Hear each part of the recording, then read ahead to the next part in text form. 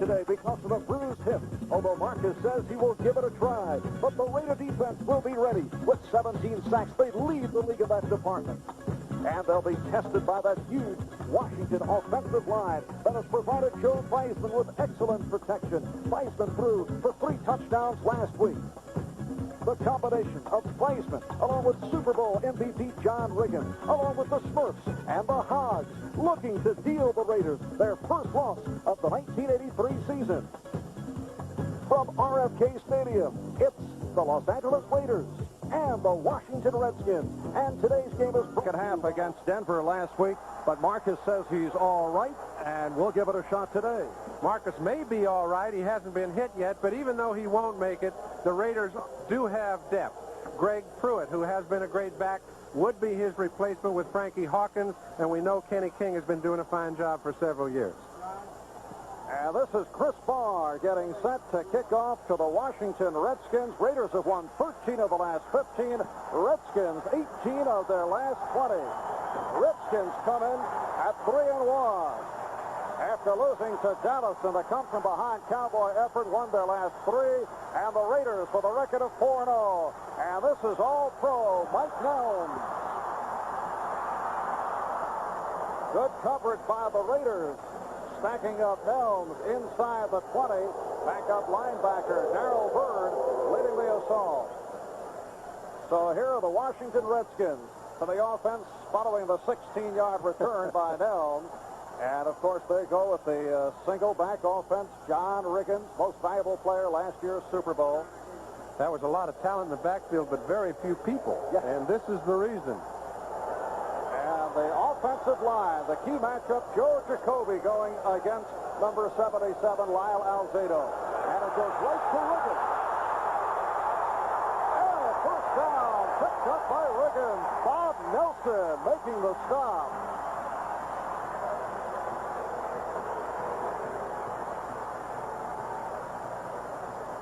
So John Riggins testing that Raider defense, and these are basically the people you're going to see shuffled around by the Raiders. Well, these 6 people interchange so frequently, Marvin, would be unfair and inaccurate to state it any other way than 6 across. And the outstanding core of linebackers. Riggins picked up 12, first down at the 31, and again it's Riggins. And he is gang tackled after the short pickup. Matt Millen, number 55. Inside linebacker on the left, leading the charge. And in the secondary, John, you talked earlier about the fact that you feel the Redskins should go at the Raider strength in the person of number 36. Well, the left cornerback is Ted Watts, obviously. He's number 20. They had Rod Martin up, who's a great linebacker, but I don't think he can play 2 positions at once yet. He maybe can, but Watts will be tested, I think, for the first time today, as will Lester Hayes. It is Watts and Hayes at the corners. Mike Davis and Van McElroy are the deep men. And again, Riggins looking to pick his way out across the 35, and Rod Martin right there. This is what the Raiders would love to do. Get them a 3rd and 5, 3rd and 6, and they are, listen, the Raiders are such good pass rushers, and I think you're going to have an opportunity to see it for the first time, that they really defy the short passing game, even though it only takes a couple seconds to get off. Those fellas get back in that backfield as fast as anybody I've seen in several years. And we saw Riggins head to the sideline. Nick Giaquinto and Joe Washington in on this passing down for Joe Theismann.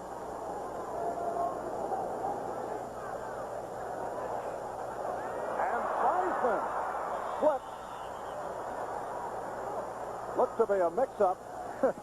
Howie Long on the cover-up. Well, that's embarrassing. I know what Joe did is probably catch his foot on the center. Now, yep, there it is. You see the center cut. That's about the only way a quarterback ever falls down coming back out of there, but that happens a lot more often than you'd like to see. Jeff Bostic got his foot right in the way. Embarrassing a bit. And here's Jeff Hayes back at his 15-yard line. Greg Pruitt back for the punt. Pruitt averaging 9.5 yards per punt return. High snap. And Pruitt at the 32. Penalty markers down. Darrell Byrd It's one thing to hit somebody and not get him below the waist as the rules prescribe, and it's very difficult sometimes to get someone off his feet, but you can't hit him in the back. And instead of having excellent field position, now they're going to have very mediocre field position as Pat Haggerty and his boys sit there and discuss the penalty. Otis Wonsley on the coverage off the 39-yard punt and the short return. And here's Pat Haggerty. Illegal hands, pushing the back above the waist.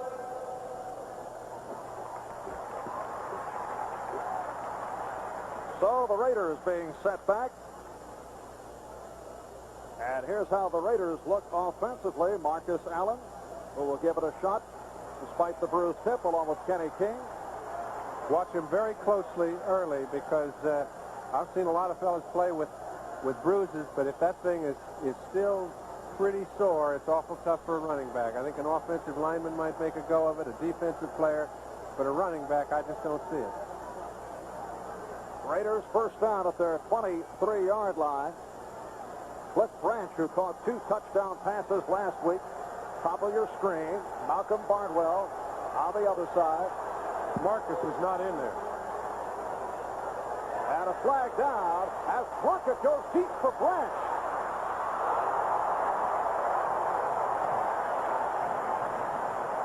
Vernon Dean on the coverage, but a penalty marker down as Branch beat the secondary downfield. Did he beat the secondary? That ball looked like it was overthrown by about 3 yards. He ran right under it. And I think the Raiders are guilty of some infraction. Head coach Tom Flores, who has had the Raider penalty number down this season. They have not picked up the penalties the way they have in the past. Illegal motion, offense, number 37, first down. Well, the motion penalty. It's important to note, too, that Marcus Allen is not in the lineup. They've got Frank Hawkins, who is an outstanding player and has become better in his 3rd year out of Nevada, Reno, who's starting and has played a lot this year. And the penalty called on Hawkins. So Hawkins and King in the backfield. First down and 15. Overthrowing Branch. Branch covered by the right quarterback, Vernon Dean. Dean came up with an interception last week against Seattle, leading to a Washington TD. John, he's had a rough time, not having the season he had last year, coming off a tremendous rookie year. He's an overplayer, and what an overplayer is a man. They saw him after one time around. They know Vernon Dean likes to play to the outside. You cannot throw a ball to the outside on Vernon Dean very easily. You notice Branch right then tried to beat him on a post, then beat him on a turn-in. Both times he was open, Jim overthrew that one. Second down, 15. And it's picked off.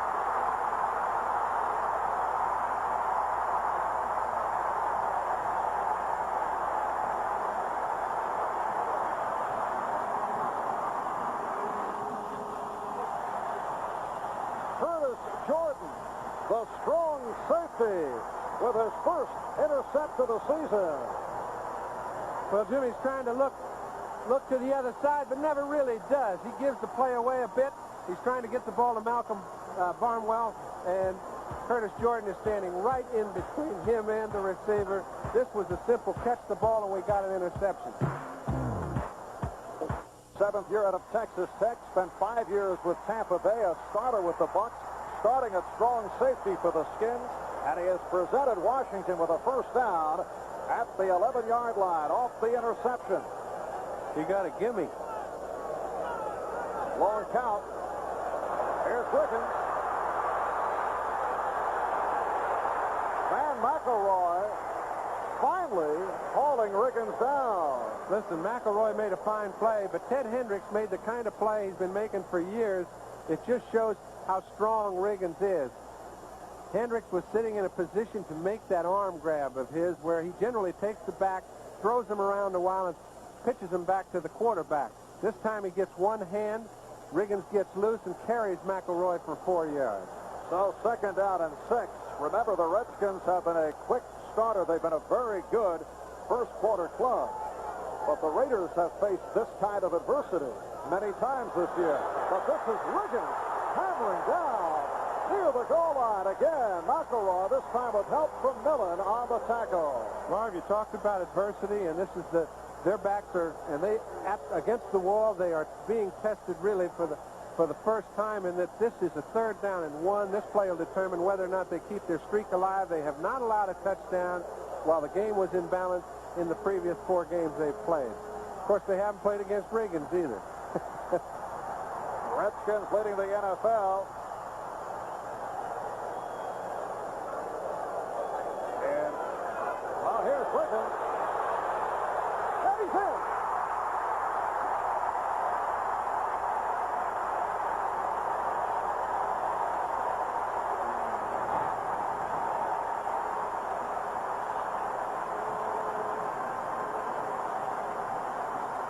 Good enough defense to stop the ball carrier, but not to stop John Riggins. They get him trapped a full yard. Ted Watts makes perfect contact, 1.5 yards from the goal line, 0.5 yard from the first down line. Instead, Riggins picks up that extra yard with a final surge. Put 6 points on the board for the Redskins. The first time anybody's made a rushing touchdown against the Raiders all year. And Mark Mosley adds the extra point. So it took 1 minute and 27. 4 plays, 11 yards. Following the interception by Curtis Jordan. And the Redskins lead it 7-0. So Jim McMahon at quarterback, not Vince Evans. 52 yards to Matt Suey. The next play, Suey took it in just like that. 7-0 Bears. All right, now back to Marvin John.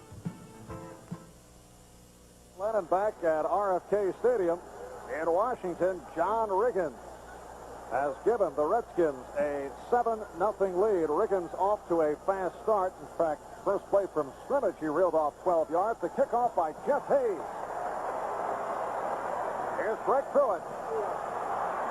Out to the 15. Beautiful hurdling moves by Pruitt to reach out near the 30. Anthony Washington on the tackle as we take another look at the move of John Riggins. Well, they've got 2 tight ends. Nobody can overplay either side. They know they're going to hand it to Riggins. They don't know which way he's going to go, but the cornerbacks do not exactly wait for him to get out into their area. He does punish cornerbacks. Nice return on the kickoff by Pruitt, 26 yards. And the Raiders stay with the backfield of Kenny King and Frank Hawkins, so Marcus Allen sitting it out right now. This is King. Out to the 33-yard line. Darrell Green, the left cornerback, number 28, involved along with Neil Okowitz, middle linebackers. And checking out the Redskins defensively, Liebenstein, Butts, Grant, and Manley up front. Here are the linebackers. Rich Malott having a solid season. And in the secondary, the rookie from Texas A&I, number 1 draft pick, Darrell Green, along with Jordan Murphy and Dean. Frank Hawkins to the 35, picked up 2. It'll be a 3rd down and 5. Curtis Jordan there for the stop. We saw the opening lineups, and one man who not only is the steadying influence in the middle of the line, but also a great defensive tackle. Number 65, Dave Butt. He's good enough so that in an exchange draft, the National Football League awarded 2 firsts and a second draft choice to St. Louis when he came over as a free agent in '74. He's been playing great football for the last 6 years. Yeah, he's coming off his best season in the NFL. Plunkett in trouble. Dexter Manley, number 72, with the sack, but a flag thrown. And Dexter, who is always talkative, not in a friendly mood. Well, he's the man that mentioned, you know, against the Raiders, what you have to do is you have to do your playing while the ball is in play, not afterwards, because the Raiders will intimidate. Well, he got caught here, and I think there's going to be some kind of a 5-yard penalty for face mask. And he says he didn't, but it's clear to see he did. It wasn't intentional, but it was on the rim.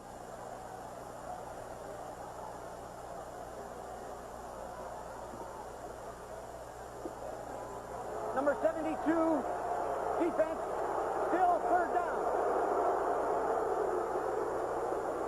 So the crowd reacting to the face mask called on Dexter Manley. Yes, Dexter said you have to watch out for the Raiders for late hits and sarcastic conversation. Yeah, I know a lot of people have said it. I've never found them that way. 3rd down and 4. And Plunkett gets it away. A beautiful interception. Ken Coffey, the nickel back, picking off the pass intended for Todd Christensen. There is another flag on the field, however, Marv, and Pat Haggerty, the referee, is trying to get everyone to not walk off the field, so it could be another penalty against the Redskins. Personal foul, number 69 on the return. Oh, on the return. That's after the interception. Harry Brooks. There's Brooks, 69, 6th year out of Southern. So that was after the ball was picked off by Ken Coffey, who came up with his 2nd interception of the season. And Plunkett has been picked off twice in this first quarter, the first time by Jordan, which led to the touchdown. So what will happen is they will mark 15 yards off from the spot he returned the ball. Chicago in front of Denver 7-0 in the first quarter as we check the scoreboard. And New England leading San Francisco 6-0 in the first. Redskins first down, back at their 33. Weisman out of the roll. Nice sideline pattern with Charlie Brown for the first down. Lester Hayes on the coverage, so the Redskins go right at Hayes. And the way they did it is the impressive thing. This is the way they played Miami in the Super Bowl, as we see a flag thrown, but it looks like a late face mask call again. I don't think it'll affect the play. But who knows? Yep, seems to be going back to the line of scrimmage. We better wait. John, we have covered the Raiders twice earlier this season, and we discussed the personality of the various referees who have headed up the officiating team as we listen to the call by Pat Haggerty. Offensive pass interference, number 87. First down. Offensive pass interference on Charlie Brown, so they move it right back. How would you break down the officiating of Pat Haggerty? Very consistent and effective, and he will be in control of the ball game, and you'll notice that by the way he's taken charge early. He won't take charge in the same manner as a Ben Breisler. He doesn't tell them to get off the field and mind their own business, but he does his job. It is a first down and 20, back at the 23. Weisman can't find anyone. Howie Long and Lyle Alzado bring him down. You know, you'd say, Joe, why don't you throw the ball? I mean, anywhere you throw it has to be better than taking the punishment of a hit. But as we take a look at the coverage, here's the wide shot. You see Joe going back. Now take a look to the left of your screen. He's trying to throw a screen pass. But Rod Martin is standing right in the middle of the screen, so he can't throw the ball. He can't throw the ball away because if you look, all of his receivers are perfectly covered. If he throws in the middle, it's grounding the ball. So he does about the only thing left. And he now has a second down and 32 back at the 11. Penalty marker thrown as the ball was batted down. Looks to be Alzado, and there's Howie Long in an animated discussion. There we go again. Mark May, the Redskin right guard, and the left defensive end, Howie Long, who said before the game, you know, we're not very welcome when we travel. Talking about the Raider Ball Club, Howie said, would you want your daughter to marry a Raider? I don't know. Howie may be taking it a step further. Well, I'll tell you what, I've been around them for so long that I know all that stuff is baloney, but a lot of people buy it, and they seem to have an effect on their opponents on Sunday, and so they stay with it. But right now, Holding 74, decline. they're playing just the way they've been playing all year. As we look at Charlie Sumner, who is the defensive coordinator, and I guess, Marv, if you were to typify certain coaches, some coaches can get jobs, others can do jobs. And I think if there's one guy that epitomizes that phrase, it would be Charlie Sumner. He's the coordinator. He was the guy who started the safety blitz with the Chicago Bears as a player. And, you know, he even worked for the Raiders once, went to New England, as you well know, and stated to me earlier, and has come back. That's how much Al Davis respects his ability. That's most unusual, where a guy leaves the Raiders and not on the best of terms. He is now. They want him back. All right, that hold called on George Stark. Third down and very long. Joe Washington out near the 15, but it will be punt formation for the Redskins. Otis McKinney on the stop of Washington. Redskins lead it 7-0. They've intercepted Jim Plunkett twice, one leading to a touchdown. Marv Albert with John Brody. Capacity crowd here at RFK Stadium with 7.5 remaining in the first quarter. And this is Jeff Hayes, second season out of North Carolina. How many times do you see a team go into punt formation after picking off a ball at midfield from their own end zone? And that's Hayes back at the goal line.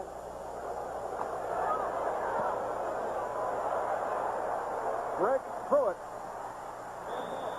calling for the fair catch, and much extracurricular activity. Look out. You know, they talk about the Raiders, but that time Charles Mann, number 71, a rookie, he got in the act, decided, hey, if they want to play that way, let me have a go at it. This is my style. He was one of the few rookies on the team. They've only got 3. And it was Greg Williams, backup defensive back, involved for the Redskins. 41-yard punt by Jeff Hayes, and the action is just heating up. K in Washington before the game. That's just to get control of the game, and I think right now it'll start settling down. First down at the 43-yard line. Frank Hawkins met head-on Dave Butts, number 65 in his 11th season out of Purdue, was right there. Dave Butts has been there a lot in the last few years. They're one of the few teams to play that standard 4-3 defense. Butts gets head-on with the guard. Not too many guards can handle him one-on-one. That time he wins the battle, picks up the back before he gets started. Loss of 4, second and 14 at the 39. 6.5 left, first quarter. Redskins 7, and the Raiders nothing. Plunkett looking, can't find anyone, but a good game for Jim Plunkett. Getting out to midfield. Darrell Green submarined him. Art was set for another update from our studios back in New York, so let's go to NFL 83. Okay, thank you, Marv. In Cincinnati, here come the Colts again. Another Arizona State rookie. This one, Alvin Moore, takes it in, 9 yards. It's 7-3 Colts. Back to you, Marv. Thank you, Len. 12-yard gain for Plunkett. Third down and 2. You could tell Plunkett's a little hot. He's tried to get a few more yards than he generally does. He's trying to make up for a few early errors. Kenny King on the fumble. And let's say it is Washington on the recovery. Darrell Green, the rookie, number 28, recovering.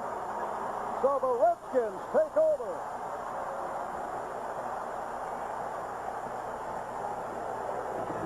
What happened there is something that hasn't happened the other side of the coin in 636 running plays. Whether it'll happen or not today, we don't know, but that's some stat. Green, the rookie from Texas A&I, fits right into the Redskins Smurf image at 5'8", 170 pounds, coming up with the third turnover. And it has cost the Raiders here in the first quarter. John Riggins with another power move. Matt Millen there to make the stop. You know, they talk so much about money, and then they talk about prestige. I think more than anything, what you're seeing right now is the pride that both these groups respectively have for their own group. The defensive line and linebackers for the Raiders, I think, are regarded right now as the team that's playing best in the NFL. Offensively, you see the same thing for Washington, and they're just having a nice, good go at one another. And And here's Riggins having a go to the 45-yard line. 3-yard advance. And this will establish a 3rd down and 5. Martin and Nelson combining on the stop. 2 years ago, there were many who thought that Riggins was finishing out his career as a backup player. Turned it around last year. Put together a record 3 straight 100-yard playoff games. And then set the Super Bowl record with 166 yards. The people that thought his days were gone didn't know an awful lot about the man. Of course, he wasn't satisfied in terms of his contract at the time also. That was taken care of right after the Super Bowl. Here's 3rd down and 5. Intended for number 89, Alvin Garrett. But the first time I've seen it in a 3rd down situation, somebody finally found a way to pick on Lester Hayes. We mentioned at the outset he's one-on-one with Alvin Garrett, whoever the wide receiver is. This time he's got number 89 all over the field.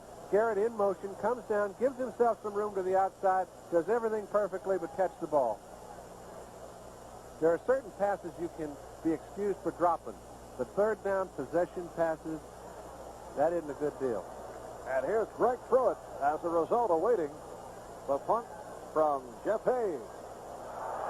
Oh, my.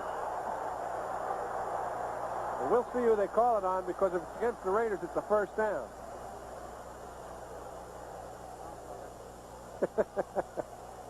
They got a lot of players that are very willing to make the call.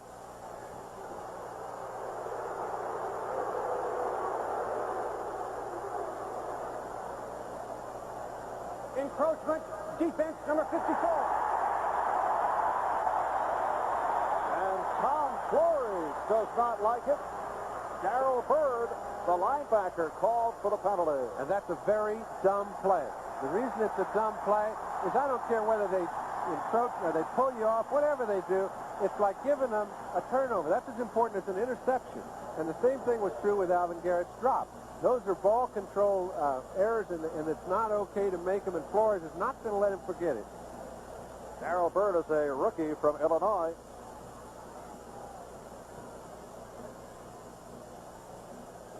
The discussion continues. The Washington offensive unit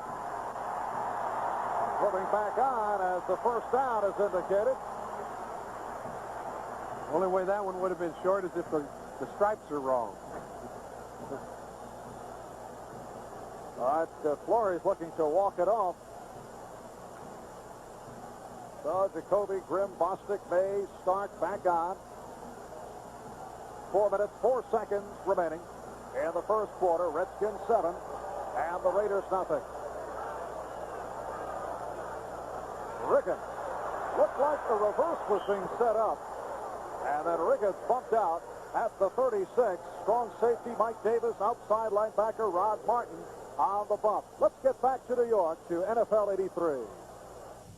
Marv, moments ago in Chicago, Jim McMahon throwing for the Bears. He finds Willie Gault, the sprinter's 5th touchdown of the year already. Chicago leads at 14-0. Back to Washington. All right, lad, and quarterback Jim McMahon was in the doghouse. They were talking about making some changes. Sometimes that has an effect one way or another. With McMahon, it seemed to work in the right direction. Washington 2nd down and 6 at the Raider 36.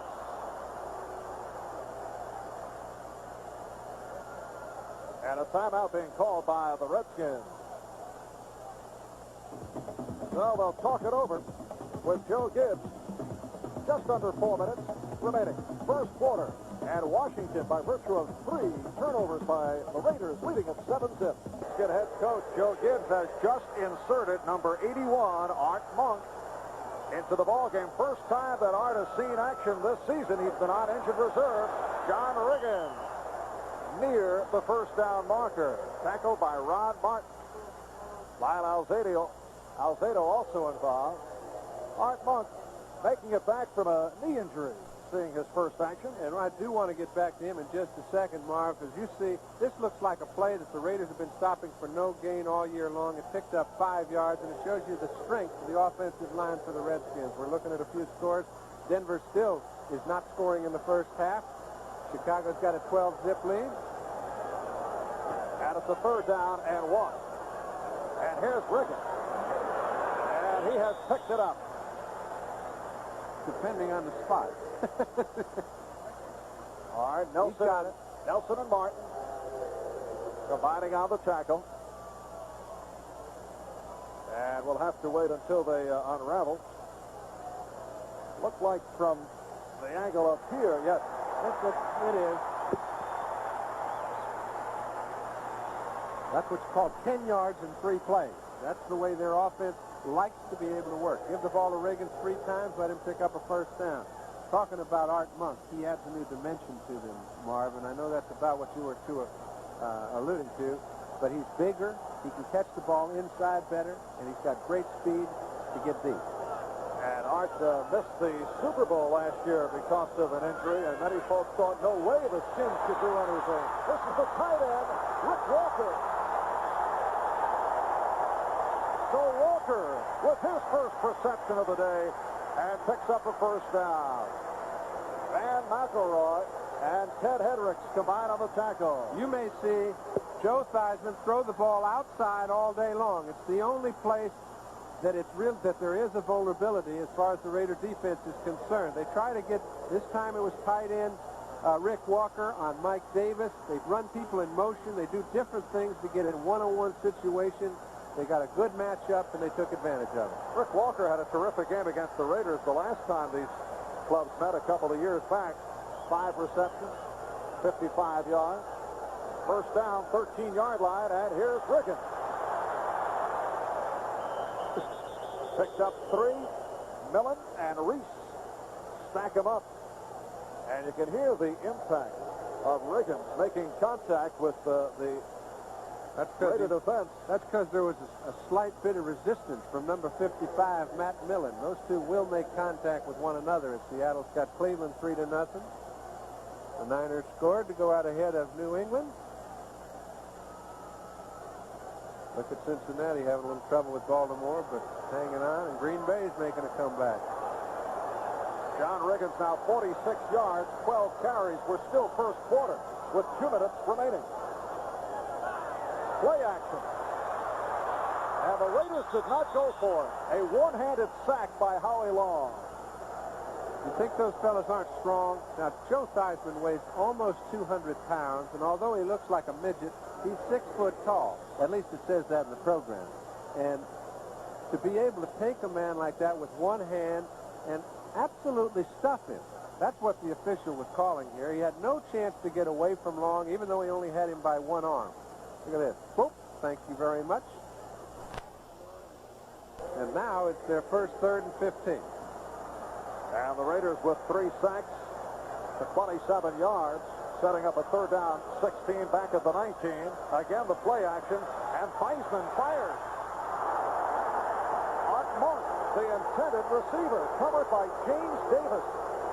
Boy, those cornerbacks are going to get their workout today, and I think we're going to see a good illustration as to why. Joe Jacoby, who was a free agent, 3rd-year player, is playing against a man that's had a smorgasbord playing defense, Lyle Alzado. That time, Alzado did not even get close. He goes to the outside, Jacoby standing up, he's on him, watch this. Now as he gets toward the quarterback, he just gives him a nice little push, and it is no contest. That's a quarterback's dream. A smorgasbord, huh? Yeah, that means you stick around, you pick out the one you like. And Mark Mosley was off the mark. Mark Mosley attempting from 31 yards away, not able to hit. Well, they've had the ball an awful lot in this 1st quarter of play. We've got 1:19 to go in the 1st quarter, and I'll bet you that the Redskins have had it for 10 minutes of that time. They've only got 7 points to show for it. They have an opportunity to make more than that. That might be long in the outcome. Announcement furnished as a public service by the National Football League. That's not bad. That's not a bad stat. You're kicking conversion. Well, Mark Mosley had a sensational year last season. This year he is now 8 for 11. That's an awfully high percentage, and I can see why he's disappointed, because that was a chip shot for him. So the Raiders off the play action. There's Plunkett. for Barnwell. Woof. And he is submarined down at the 45-yard line. Malcolm Barnwell, one of the favorite receivers of Jim Plunkett. Raiders deep threat, has good speed. Third year out of Virginia Union, picking up 25 yards on the play. Well-thrown ball. One of the things that I think Plunkett does best is throw the ball in between linebackers and defensive backs. You see he runs a play-action pass to get the linebackers isolated so that Barnwell can get deep about 15 yards. He lays it right on the money, and they've got a first. And it's picked off for the third time today. No Kaufman intercepting Plunkett.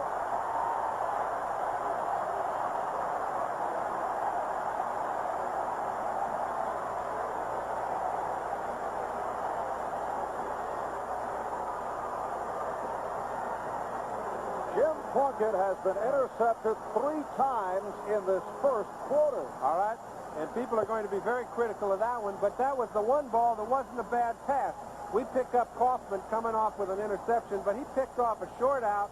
He took it on the dead run with 23 yards. After he caught it on the board, they've got the ball on the 23-yard line.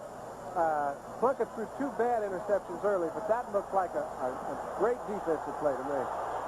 Washington first down at the Raider 23-yard line. And here's Ricketts. Inside the 20, Mike Davis, the strong safety, stripping the ball, but after the whistle. All right, there's Al Kaufman. Guy very effective against the run.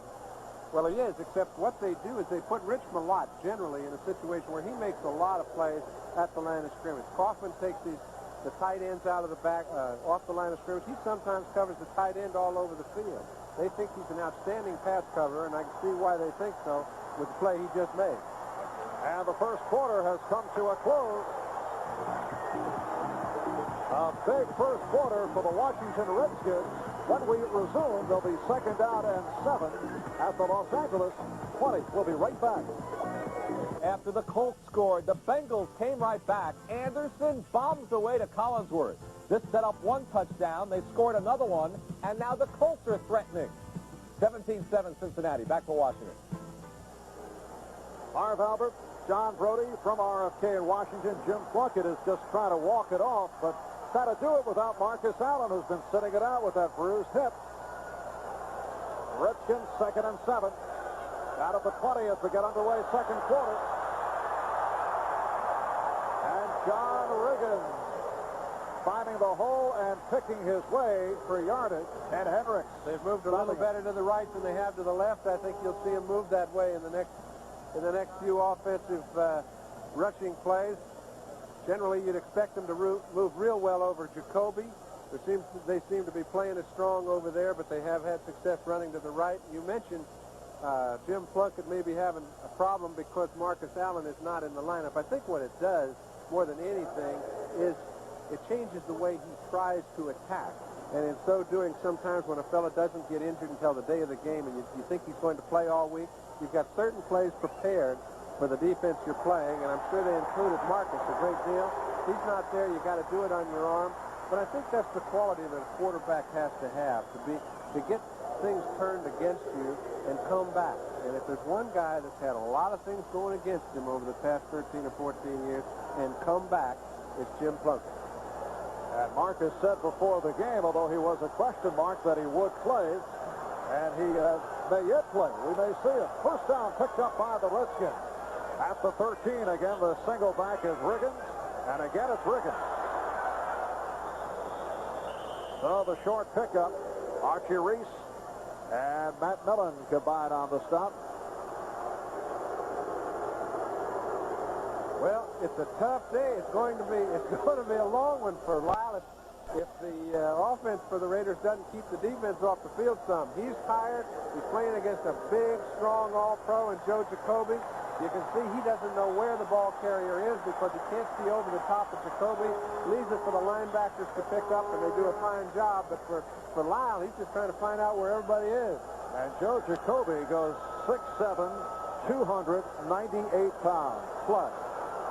Part of the huge Washington offensive line. Weisman looking, end zone.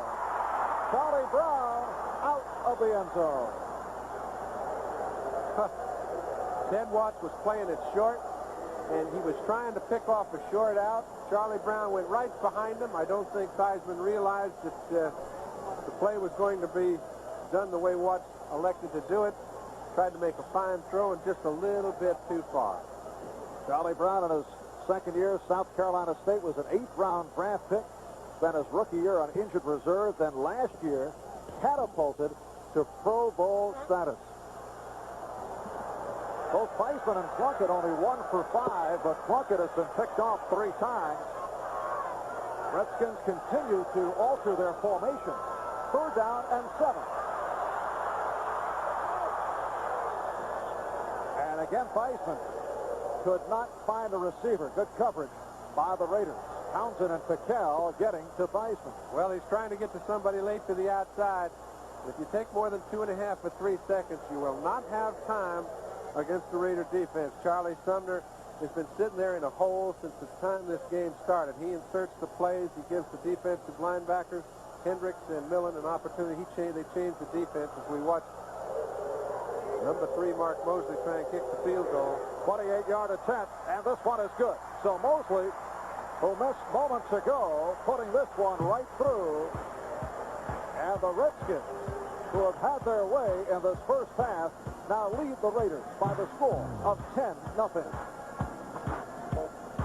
Stadium in Washington, D.C., along with John Brody. This is Marv Albert. Redskins off the 28-yard field goal by Mark Mosley have taken a 10-0 lead on the undefeated Los Angeles Raiders, who come in at 4-0. The kickoff by Hayes. This is Pruitt.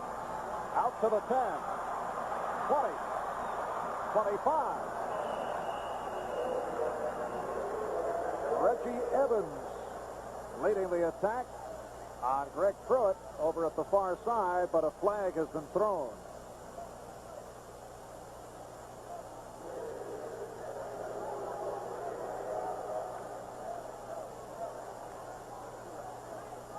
Ball is being spotted at the 25-yard line, and apparently that flag was waved off. Peter Cronin, one of those linebackers that they keep specifically for special teams, been an outstanding special teams player for them. Looking around, finally finds the ball carrier, and that's where they have him. There's Kenny King out to the 28-yard line. As we went from one mass of humanity to another. And Marcus Allen sitting it out with that bruised hip. Did not play at all in the second half last week against Denver. He doesn't like it, but he will not play today, I'm sure, or he would already be in there. And I think you'd say, well, does that change what Jim has to do? Behind 10-0 changes a little bit, but Kenny King is an outstanding running back. Remember. And on the draw, this is Hawkins. And a first down, Frank Hawkins in his 3rd year out of Nevada, Reno. Stopped by the strong safety, Curtis Jordan. And that's the way to get the ball back into control, getting people settled down. The offensive line really hasn't had a chance to hit anybody. Take a look at Plunk. He's thrown the ball on 1st and 2nd down so much, a draw play is set up. And particularly when he beats the safety blitz. They were coming right after Plunkett with a safety blitz, and he got away from the safety man. And now Plunkett to throw. First down. He had the time. Todd Christensen ran down, and an interference call upcoming. I think they got to Todd before the ball was thrown. I don't know what happened, or it could be going the other way for all I know. Push off. And Christensen does not like it. He doesn't like it, but he's not, when you're having a problem getting open, and he's one-on-one with Curtis Jordan, who picked the ball off earlier in the game. You can see he ran to him. That's as much Jordan's spot as it is Christensen. He pushes off him, tries to get to an open area, commits a foul. I saw the aftermath of that, so it is called on the tight end, Christensen. Offensive pass interference, number 46. And it's a first down and 20 back at the 27. Washington Redskins, very difficult to run against. Last week, held Kurt Warner of Seattle to 34 yards on 15 carries. Well, Joe Bugle on the offense, we just saw him over there. He's trying to keep his group pumped up because So you don't keep the Raiders playing the way they've been playing so far in the first quarter and a half all game long. You can see it's getting a little frustrating when the quarterback doesn't throw it right, the receiver drops it. You talk about receivers you can count on. Cliff Branch having a fine year. Runs underneath Vernon Dean in the spot we talked about. He is vulnerable. Plunkett puts it right there. Back to the line of scrimmage. And that is the second catchable ball that Branch has not come up with in this first half. 3.5 gone by, second quarter. And here is Plunkett looking again and going deep for Branch. That time off the mark. Not way off the mark. You can pretty well tell what they want to do. When they get Vernon Dean, who is number 32, one-on-one on Cliff Branch. Right now, that's the situation. This is Branch 21. He takes Dean into the center of the field. At the hash mark, he breaks toward the corner. Has him beat by a step. Plunkett overthrows it by about a foot. But you can bet there'll be more of that to come. And Plunkett is now 1 for 7. But McGee has been intercepted 3 times, all 3 in the first quarter. 3rd down and 20. Back at the 27.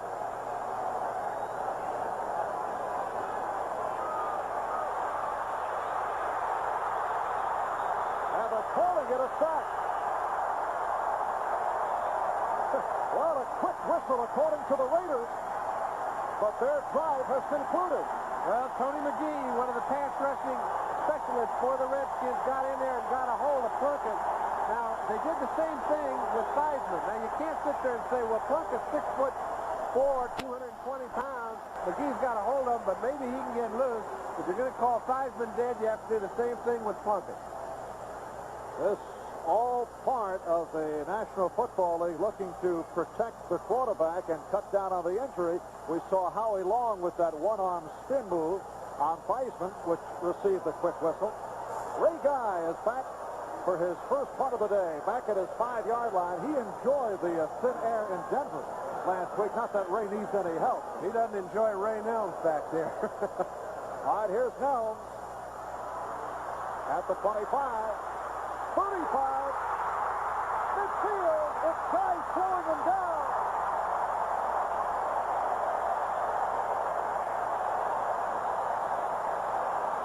And once again, some extracurricular action. Raiders and the Redskins are heated up. Penalty marker thrown. Otis McKinney was chasing after Otis Wansley. Now, maybe they don't like one another stealing each other's name. I don't know what the problem is, but I do know that those two were having a go at one another. This has not been a friendly first half. And a definite conduct. Yeah, I don't think you can pick one of those two out. Flores is one of the few men in control of himself right now, particularly on the Raiders side of the field. Joe Gibbs has everything going just the way he'd like it. Unsportsmanlike conduct. Offense and defense offsetting penalty. All that does is stop the play. It changes nothing. Well, that's the only call, as announced by Pat Haggerty. But the beauty of that play, the return by Mike Nelms, 35-yard return on the punt by Ray Guy. And it's a first down at the Raider 44. Theismann asked for quiet. That's Monk in motion. And Washington with the ball. Very short pickup for Joe Washington. Right here, let's pause briefly for station identification. This is the NBC Television Network. KZBC, TV3, Las Vegas. A packed house, 125th consecutive sellout here in Washington, 55,045. In fact, 3 of the last 5 home games, 0 no-show total. Marv Albert with John Brody, 2nd and 8 for the Redskins at the Raider 42. Washington. Again, a very short pickup. Ted Hendricks right there. You know, you take a look at the Raiders and you say they're intimidating, they're big, and they're strong. But I tell you what they are more than anything is quick, and I think it's epitomized by number 83. You see the way he throws tight ends around? He's got Don Warren there, and he pitches him around like he's a 140-pound pal. He weighs 240. And Ted is playing his 204th consecutive game. That's the longest consecutive game streak in the NFL right now. Theismann in big trouble. Alfredo not able to get the reps. Not too much area for Theismann to connect. He was going sideline from the sideline. No, but I do think he's doing the right thing. He'll go back, and if he has to run a pattern that's going to take more than 3 seconds, he's going to go back, and it's predetermined. He gets a block from his tight end to allow him to roll out one way or another, buy a little bit of time, cut the throwing angle down so that he can complete him to the outside. It was incomplete, but it's the best way to attack. And Jeff Hayes punting for the 3rd time this afternoon. Greg Pruitt back at his 10. Just under 10 minutes left, first half. And the Redskins 10, Raiders nothing. Big rush, and Hayes just did get it off. Redskins look to down it and succeed. Ken Coffey, the man who placed it down. So the Raiders hemmed in as they start up deep in their own territory when we come back. What Plunkett will do. 9.5 remaining in this first half. Plunkett deep in his end zone and firing for Branch. Cliff Branch. He is gone, folks. Wow, 99 yards. That's what Plunkett answers with. And the Raiders right back in it. Somebody said, do you think the Raiders are complacent, Marv? All you have to do is look over at the bench. If you notice Tom Flores in your picture, they are up for the ball game. They've seen everything that can happen go against them so far today. They've hung in there about as well as the defense can. They finally get the ball on the 1-foot line. Plunkett's thrown 3 interceptions. The receivers have dropped the ball. We mentioned that they're going to keep coming toward Branch. This time he caught Dean trying to pick one off. He tried to play Branch real tight up the line of scrimmage. Branch got by. Plunkett hit him. This is what Al Davis says is our brand of football, but 99 yards is a bit much. As you can see, that's the unemotional Tom Flores. And that is the longest touchdown pass play in the history of the Raider franchise. And there will never be one longer. Good point, John. Chris Barr putting it through. So, it is now the Redskins 10 and the Raiders 7. We'll be right back. At the Raider bench, think he picked up a cramp. Well, he either picked up a cramp or a pulled muscle or a pulled hamstring, because down about the 15-yard line, you could see him pull up. It looked, you didn't know whether he was just kind of cruising it on in, but it looked at the time as if he had pulled something just a bit. We'll have to wait until the next series to tell. All right, Mike Nelms for the Redskins. He slipped. Quick to get back up, but driven back inside the 20-yard line. And the Redskins, well, penalty marker down. Jeff Barnes on the stop of Nelms, but another flag has been thrown. We did the Raider ball game last week, Marvin. I noticed you mentioning there were so few. Conduct on both sides. Foul is offset. Again, the offsetting penalties as the tempers continue to flare. Unsportsmanlike on both sides. Chicago walloping Denver now 21-0. They're being a bit unsportsmanlike to Denver. Denver's having a little problem offensively. They're going to have to regroup. Minnesota's making a fine comeback. You knew it was about Dallas's turn for something to turn. And Houston is trying to hang in there against Pittsburgh. That's a tough chore. There's a high scoring contest. Yes. All right, first down inside the 20. And Theismann throws the bullet. Art Monk with his first reception of the 83 season. So it is welcome back. Art Monk, 4th year out of Syracuse, and he's hearing it from the crowd. Well, I think what you'll notice right now more than anything is how observant and aware the Redskin fans are. They know that Art Monk caught the ball. They know how long he's been out, how much it means to him to get back in the lineup. And I'll tell you, this is the dimension he adds. He can catch the ball in the crowd inside. You have that big back. A quarterback can see him easier. He can get the ball to him. And if you don't have a fellow 6'3" or 6'4", it really makes it harder to throw that kind of pass inside. And adds that extra dimension. Art can go at running back to be tough on a reverse. Picked up 18 yards on the play. Nice play action. Charlie Brown. So Brown on the screen has picked up the first down, and there's Howie Long involved with Mark May. And again, the flag thrown. Hey, everybody in the house is throwing one. The personal foul called on Long of the Raiders. What generally happens is if you don't see the initial foul itself, you don't try and make a judgment on the reaction to it. And that's what's happened heretofore. This time you saw the initial foul. There's a group back in New England having quite a tussle. Personal foul, number 75, after the play was over. First down. So the yardage picked up by the Redskins.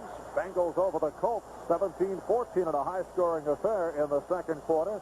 And Green Bay walloping winless Tampa Bay 35-7. So Green Bay looking to turn it around following the loss to the Giants last Monday. First down at the Raiders' 36-yard line. That's Monk in motion. And Riggins picked up a couple. Archie Reese there on the tackle. You know, we talked so much about the loss of quarterbacks, and I think it's only right. You see Tampa Bay, which was a playoff contender the last several years.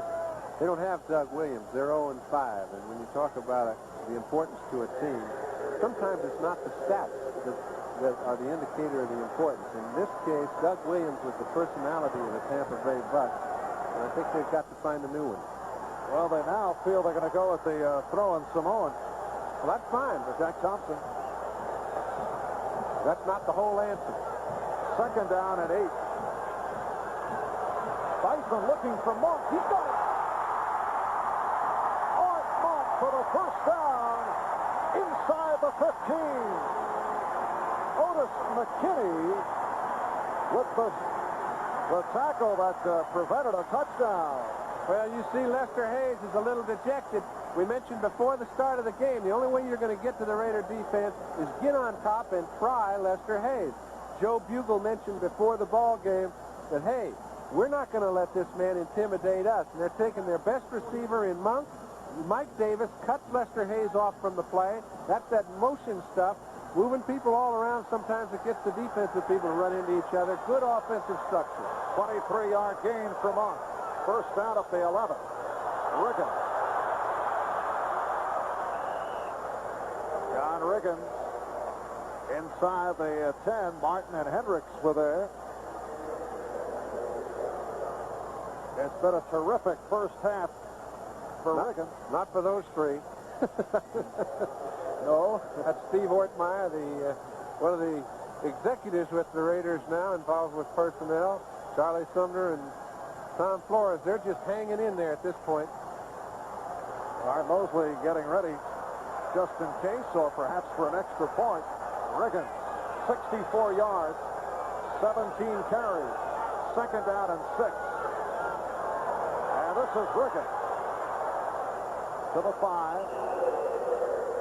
Hey, if I'm Washington, I want to take a shot at getting in that end zone, because 3 points would be a little disappointing. With all the good things we've done in this half, to be leading by less than a touchdown would not be satisfactory to me, and I'm sure it's not to Joe Theismann. He'd like to run some kind of a rollout, get one of the tight ends on some kind of a movement play. We'll see what's called. Has a third down and 4. Here's a correction on the earlier score that was posted. It is San Francisco in front of New England, 14-6. Much better. In the second quarter. Still rooting for your old ball club. You bet. All right, Theismann. Touchdown. Joe Washington.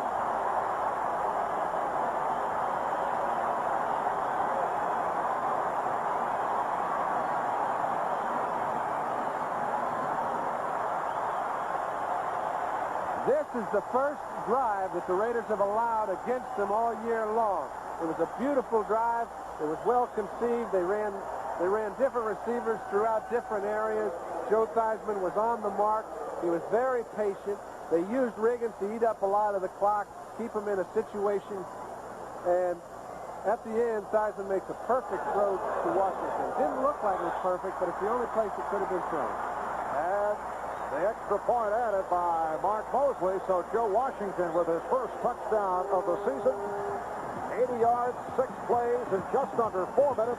Redskins 17, Raiders 7. Man out of Oklahoma who has made it back from 2 knee operations, Joe Washington, on the receiving end of his first touchdown of the season. And the Redskins now lead the Raiders 17-7. Greg threw it out to the 15.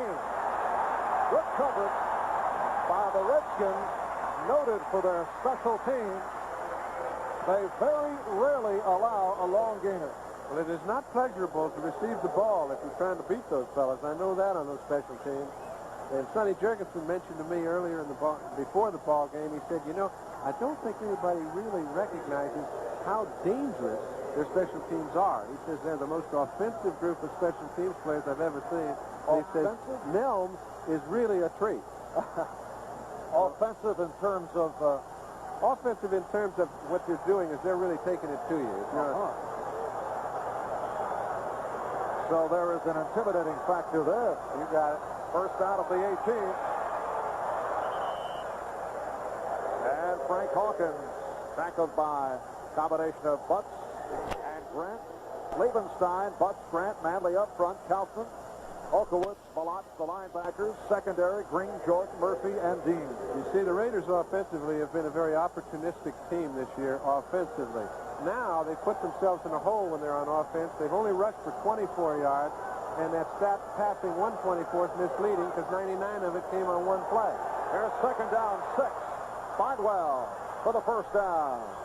So Malcolm Barnwell picks it up, followed out by Darrell Green, the left cornerback. Cliff Branch, we're told, pulled a hamstring and is a doubtful. Well, that's what it looked like about that 15-yard line, and I doubt if he will be back. You know, Jim Plunkett, even though those 2 spirals, the 3 interceptions he did throw, were perfect spirals. It's like some days you're not throwing the ball very well, and you get some interceptions because of it. Today, a couple missed bad decisions, but he is throwing the ball well. Kenny King. Very short pickup. Mel Kaufman, the linebacker on the left, and on the stop. So the Raiders, without Marcus Allen, he has sat it out with that bruised hip, and now with Coach Cliff Branch, after going 99 yards for the longest touchdown in Raider history, has a hamstring and is a doubtful. What it's going to do is just change the way Plunkett plays. He's allowed Marcus Allen and Branch to run the show, let their defense play. Plunkett knows it's on his shoulders now, and he loves the challenge. Looking for Barnwell. Malcolm Barnwell inside the 25, covered by Darrell Green, but a beautiful over-the-shoulder reception by that guy, number 80. It was a beautiful reception, but the ball was placed in a perfect spot to catch. If you're a receiver, you like that ball coming down. Plunkett has good stuff on the ball, puts it in a perfect spot. Barnwell sees it the whole way, takes it easily, and steps out of bounds. 38-yard play, so Plunkett succeeding now with the big play as a first down inside the Washington 25. Hawkins and King, the running back. The short set. Calvin Muhammad, followed out by Vernon Dean. Muhammad in his second season out of Texas Southern, actually drafted back in 1980, first played in the Canadian Football League. I was laughing at this fact, Marv. Plunkett, you know, quarterbacks do have funny little thoughts. He's thinking about that short out pattern. He's saying, I don't think I'll throw it over there on Kaufman's side. Let's just see if Malott's as quick as Kaufman. The out's open, but the linebacker jumped in the way the last time. All right, a second down and 2 at the 16. Hawkins. Looked like he picked it up. Dave Butts covering him up. I don't know if quarterbacks have funny thoughts. John, you always have this bizarre way of looking at You things. get some thoughts that are so bizarre that you don't want to let anybody know you had them. Try taking the ball from center with 10 guys at 6'8", and you don't want to ever let anybody know what you can see. First down for the Raiders. At the 13-yard line, they stay with King and Hawkins. And this is Hawkins. And he lost his balance as he hit the right side. Mel Kaufman on the tackle. Picked up a yard. Second down, 9. 3 minutes, 10 seconds left, first half. And the Redskins lead it by the score of 17-7. Redskins come in at 3-1. Beating Philadelphia, Kansas City, and Seattle, defeating the Seahawks last week, 27-17. Raiders at 4-0. Coming off the win over the Broncos in Denver last Sunday. Here's Hawkins. And a fumble. Looked like, let's see. Apparently the Raiders did cover up. Neil Okowitz on the stop. Hawkins not showing his usual acceleration, having trouble getting off the ball. Well, I'll tell you what, it looks like he's having trouble getting off the ball, but these are draw plays. You know, these last two patterns have been draw plays. It's a kind of a late delayed trap. And, yes, it does look like he's getting off late on the ball, but in actuality, Plunkett's expecting the linebackers to be getting out of there, and they're not doing it. Third down, 7.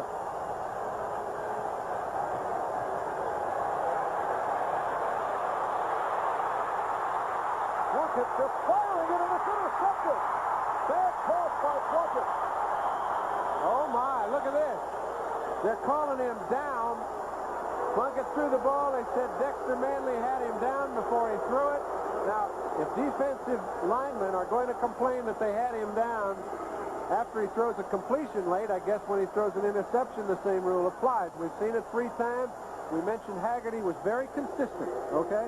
This he is. He sees that Plunkett is in Manley's grasp, calls it dead before he throws it. It's okay if you do make the same call all the time, and that's one thing Haggerty's done.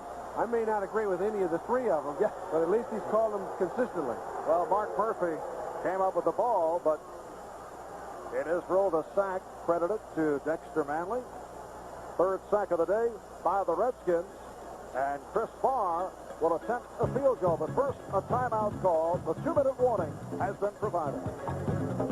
Pulled a hamstring and running the final yards of that 99-yard pass play, combining with Jim Plunkett. But right now, Chris Barr attempting a 41-yard field goal.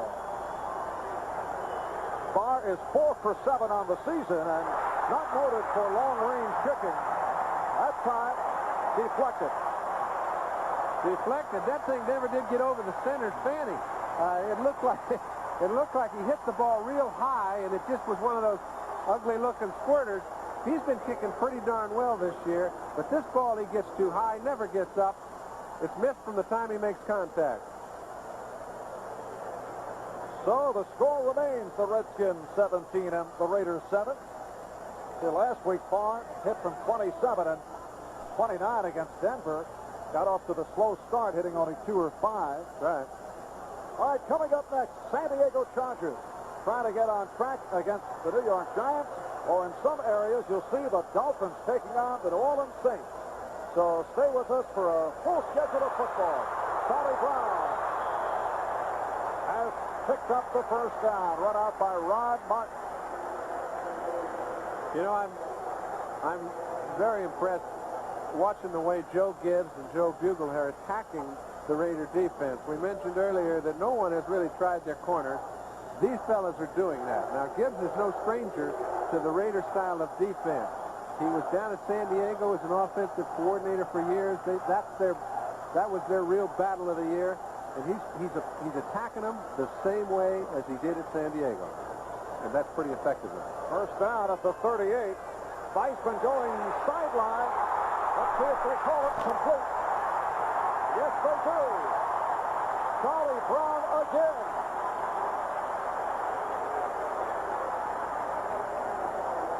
And another Washington first down at the Raider 39-yard line.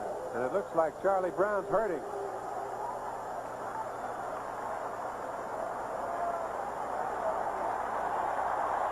He'll be back. 23-yard pass play. Charlie Brown. Marcus Allen a little concerned. You see, he has never seen, he's not used to having anybody with more points on the scoreboard than he has, and he's not used to missing games. This is the first National Football League game he hasn't played in, and you can see how it changes the offensive structure for the Raiders. Redskins have just called for time. A minute and 42 remaining in the first half. And the Redskins leading it by the score of 17-7. So the Redskins now have one timeout remaining in the half. Taking a look at Dave Butts, he has done quite a job inside. You wonder why the rushing game will not go very well. They don't even try to run a lot of plays that you'd expect a team to run. They don't run any power plays over Butts' area. They don't run a lot of things. He's pretty hard to draw against, and it makes it tough to run on. Bison first down at the Raider 39. With time again. Penalty marker down. Virgil C. with his first reception of the day. C doing it against Ted Watts, but a flag thrown. Yes, sir. They're moving people around so fast you don't know who's out on what corner. And a procedure call against the Redskins. Well, they're doing it with motion, and that time they happen to have two of them, I think, in motion at the same time. Could have.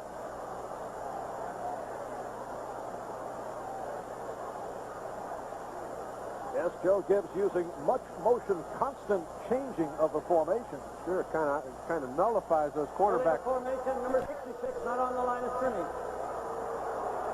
It's good to confuse the D's. Sometimes you confuse the O's too, as we see Butts taking a rest, and he's had a lot of chance to rest today. First down and 15, back at the 44. Minute and a half left in this first half. Joe Washington in big trouble. And Washington able to get it off as he was being chased by Townsend and Long. I'll tell you what, that is some kind of quick thinking. Now that one goes back to the line of scrimmage. And, you know, usually you'd say, well, there's 4 or 5 linemen down there, but Rick Walker I don't know if he was an intended receiver, but he was an eligible receiver, and that's all you need. Nobody was down the field. Let's go back and regroup. Well, he got away with it, but very, very dangerous. I am assuming that Joe Washington's peripheral vision is excellent. It's not too safe when you're going to lose 30 yards. I don't care what they call. I'm going to take the shot at it. Could have been picked off. Oh, maybe. Wide open field. Yeah, you're right. However, second down, 15, and Theismann. That time dropped by Washington. Theismann on target. Mike Davis covering. Washington Redskins have won 18 of their last 20.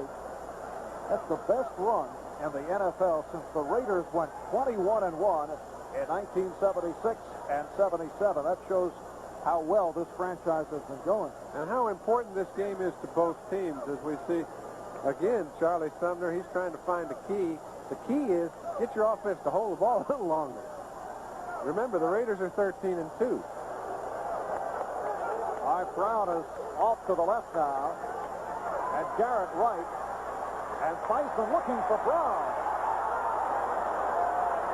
Oh, it's broken up, although Davis was looking to pick it off, and he and McKinney came together. I think Davis thought he would have come up with that football. That's right. Now take a look. We've been mentioning man-to-man. Notice the changes. Everybody's trying to be one-on-one. McKinney, number 23, is in the middle of the field. He's trying to help out as a free safety, and Mike Davis needs it. He's the safety who is in motion, covering Charlie Brown. It's a good thing McKinney got over there. And Jeff Hayes in punt formation. Here's Greg Pruitt awaiting the boot from Hayes. And a fair catch. Oh, he'd like to have that decision over. I don't understand that, John. Well, the reason you don't understand it is you've probably never been a returning punt, and neither have I. But when you see that ball up in the air, sometimes you predetermine your thinking, okay? If the ball is somewhere around the 10, I'm not going to take any unnecessary chances. I'm sure he predetermined what he was going to do. There was no one within 15 yards of him. He'd like to have had another shot at it. All right, a 33-yard punt by Hayes. Next Sunday, join Len Berman as NFL 83 will kick off week number 6 of the National Football League season. And then stay tuned for regional action. New York Jets, Cleveland Browns, Buffalo at Miami, Denver at Houston, New England at Baltimore, Seattle at San Diego. Check your local listing. This is Hawkins. And just at the first down marker, he's got the foot in, and let's see where they spot it. I think he'll be a little short, but he did get a timeout. They've got a minute left in the half, and it looks as if they're trying to get it into some position to try and get 3 more on the board, possible 6. At least they're not giving up and going to the clubhouse. They're calling it 2nd down and 1.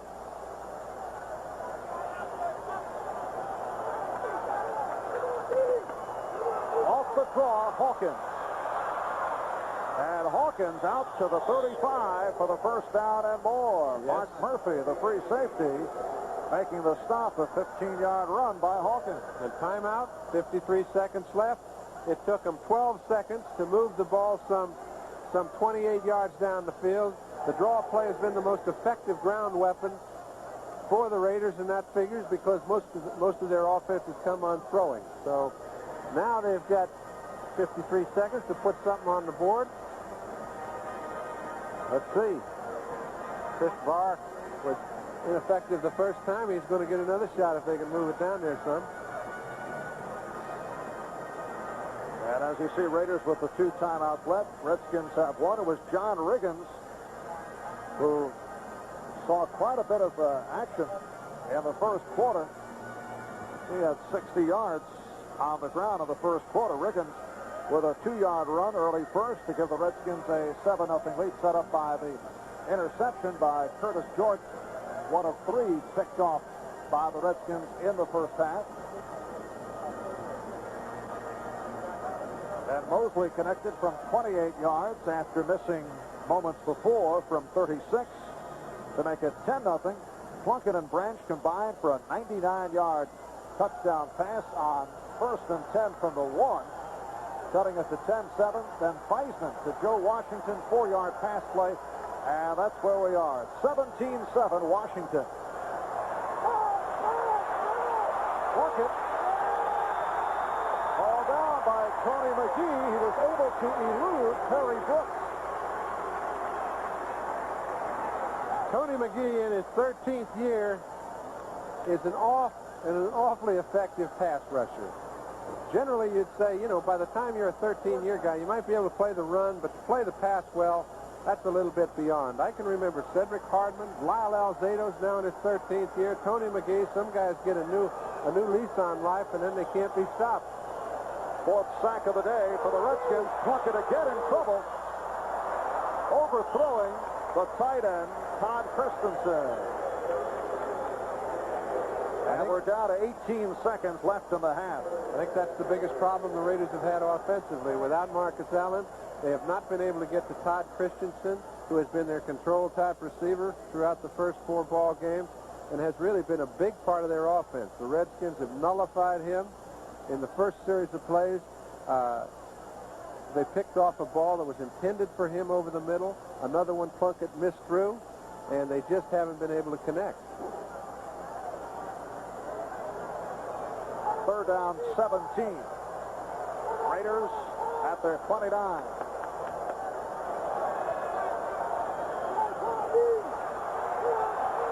And again, Plunkett takes. And again, called out. It's Mac the sack. Tony McGee, his 2nd of the day. Number 5 for the Redskins.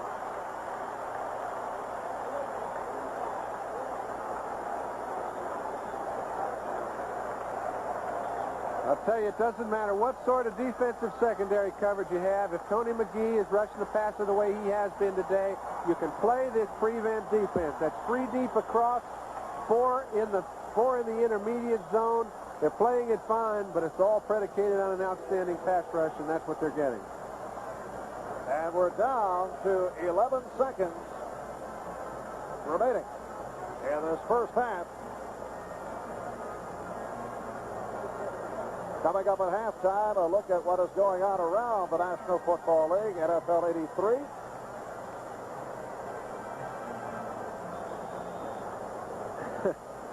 Tom Flores is looking at his game plan, and I know many of the calls that have come today have come from something other than that sheet of paper, because I think he intended to have both Cliff Branch available and Marcus Allen. All right, here is Ray Guy back at a 7. Correction, Tony McGee has 3 sacks on the day. Yep, and Guy just did get it off. This is Nelms. Circular route as the clock runs down. That's a new style of tackling, Marv. We've seen that one about 7 times today. Tony Caldwell employed it that time as the half runs out.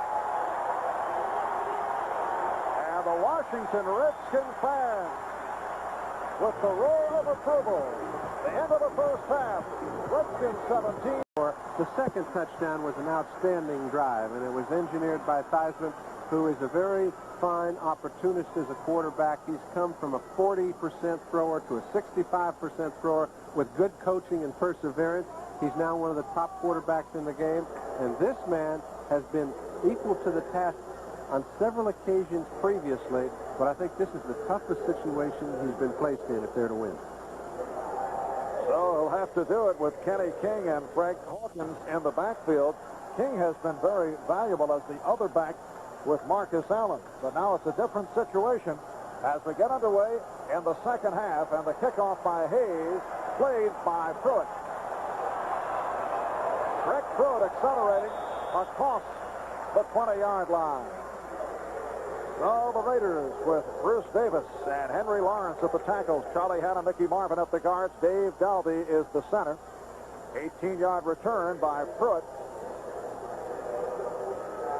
You know, you look around the league and every quarterback in the game says, man, I tell you, if there was one place I'd like to be, I think the quarterback job for the Oakland Raiders is as close to heaven as you can get. I think some of them would think again if they took a look at the conditions right now. 1st and 10 at the 22 for Plunkett. And this is King on a slant. Picked up a yard. Mark Murphy, the free safety, was right there. There's Murphy, number 29. He calls the defensive signals, led Washington in tackles the last 4 years. I wondered why he was the leading tackler. When you're a free safety and you're the man that also calls the signals, if he senses a play coming, senses tendencies, he can throw himself into coverage that puts him in responsibility for making the tackle, because he makes an awful lot of them. Are you saying a Colgate man would do that? All right, here's King. Trying to stiff arm his way. Nothing wrong with it. Don't get me wrong. It's good defense, and it's a good defensive mind. He's been playing outstandingly well for the past 5 years, and he didn't come with a lot of accolades when he got out of college. 3rd down and 5. The ball is spotted at the 27-yard line. Now, the last meeting between the Raiders and Washington back in 1980, Raiders won in overtime, 24-21. You know, there have been 8 overtime games already this season. And there are going to be a whole lot more. Record is 13 in the NFL. Plunkett getting it away. Intended for Kenny King. You know, Kenny King thought Plunkett was trapped, or he'd have caught that ball on the dead run. He may have come up with a shoulder problem trying to dive for the ball. You mentioned that the Redskins were having that they had played them before. They have never beaten the Raiders. They've played them 3 times before. Here's Plunkett. Now he finally gets out of a problem. King has seen Plunkett in trouble, thought the ball was dead. Had he continued running, he might have caught the ball in the dead run. You mentioned you expect to see many more overtime games. Any particular reason? It is an unusual high number. Well, I think that coaches, most of the controllers on the sideline, and I think that a lot of times they'll take the tie in a close game from a 3-yard line and go for the win when they're playing at home. late. Go for the tie and see if they can win it in overtime. And I also think the teams are an awful lot closer now than they were 4 or 5 years ago. All right, the punt by Guy, not one of his better boots. And the Redskins will take over. So you say it's a combination of balance. A conservative offensive thought and balance.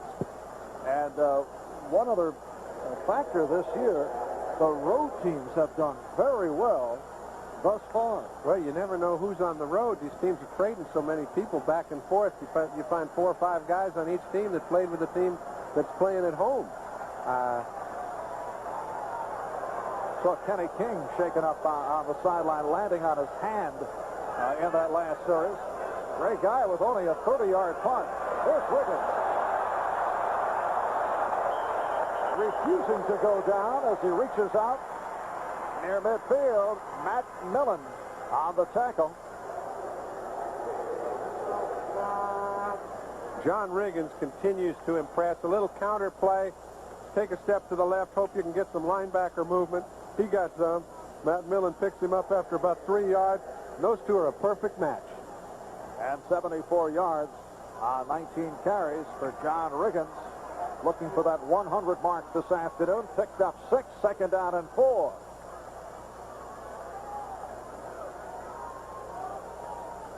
Riggins. And we'll have to see where they spot it. Lyle Alzado. And on the tackle along with Rod Martin. Alzado set out the second half last week in Denver because of a bad leg. And Lyle with his first tackle of the second half here, but Riggins picked it up.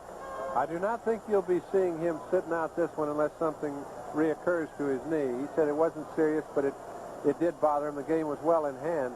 You know, I think that when you take a look at Riggins' yard per carry average, it can be very misleading. It forgets to include those second down and 2s that he always picks up, third down and 1s. He's got about 4 of those a game, and he's still over 4 yards an average today. There's Theismann off the fake. Don Warren inside the 15. So Warren, the tight end in his 5th season out of San Diego State, with his first catch of the day. But I tell you, if there was ever a gimme, he just got one. And that ought to be given partly to Riggins. You know, you ought to give about half of that yardage to Riggins if you really care about stats. They finally got the linebackers to concern themselves with Riggins. Warren goes on a slide block, runs right by Otis McKinney, who was trying to stop Riggins. Catches the ball on the dead run from Theismann. And I mean to tell you, he was an awful lot farther open than it looked like in your monitor. 33 yards on the play. First down at the 14.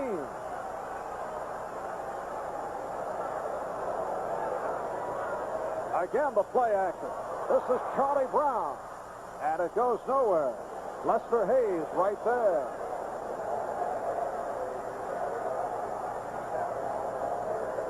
Hey, they're trying Lester today. This isn't the usual jubilant Lester that sits back there and intimidates people and entices them to try him.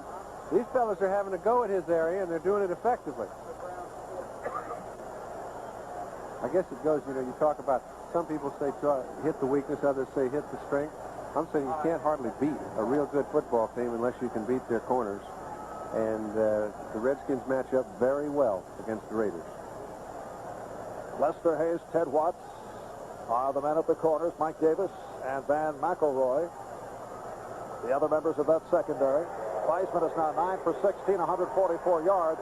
Lost 2 on that last toss, 2nd and 12 at the 16. 4 minutes gone by, third quarter. The Redskins lead at 17-7. Joe Washington. Y'all be careful out there. Now you see Art Monk. So Art Monk, who has made his return here today, he is the reigning member of the Fun Bunch, but not having fun here with the Raiders. An important decision right here. Who's this penalty on? Is it against both of them again?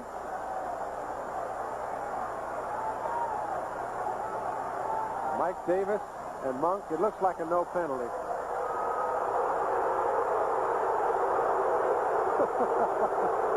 That's a tough call to make, and Pat Haggerty has been handling it by calling offsetting penalties, which means often you disregard who starts it, and the only way one club will get penalized is if the other guy steps away, and that's a tough thing to do. Well, I think what's happening right here, Marv, is that you don't call it if you don't see it. And I don't think anybody saw the initial contact. What they see is the reaction. They see two guys going at one another after the play's dead, and they didn't see the start, so they didn't call it. And that's a good decision. All right, 3rd down and 9 at the 13. And Weisman is hauled down, but a flag thrown. Rick Townsend getting to the quarterback, but a penalty marker is down. Face mask, and I think they're in discussion. Millen is livid.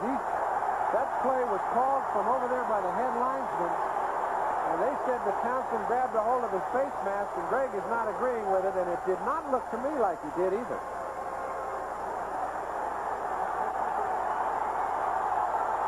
And look out, Matt Millen just tossed his helmet. He could get an unsportsmanlike conduct unless the official did not see it or chose not to see it. So it is a face mask on the Raiders. Haggerty could have overruled him, but he didn't see it clearly enough to make sure, so he let the rule stand. And the call, and I guess that's what happened. He was a lot closer than I was.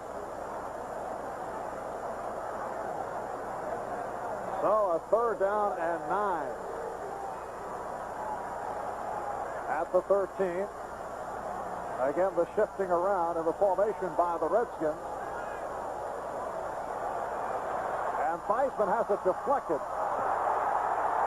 And the fans wanted interference. Well, the reason they do is because they saw Rod Martin jump all over Joe Washington. But once the ball's touched by a defender, that baby is fair game. Anybody can do whatever they want to get it. And so Mark Mosley. Look at Joe. Check in. Now, what you do is a lot of times you forget the rule, and in the heat of battle you say, hey, he was all over the top of him. Right. But the ball was deflected. All right, Mosley is missed from 36 and hit from 28. This a 30-yard attempt.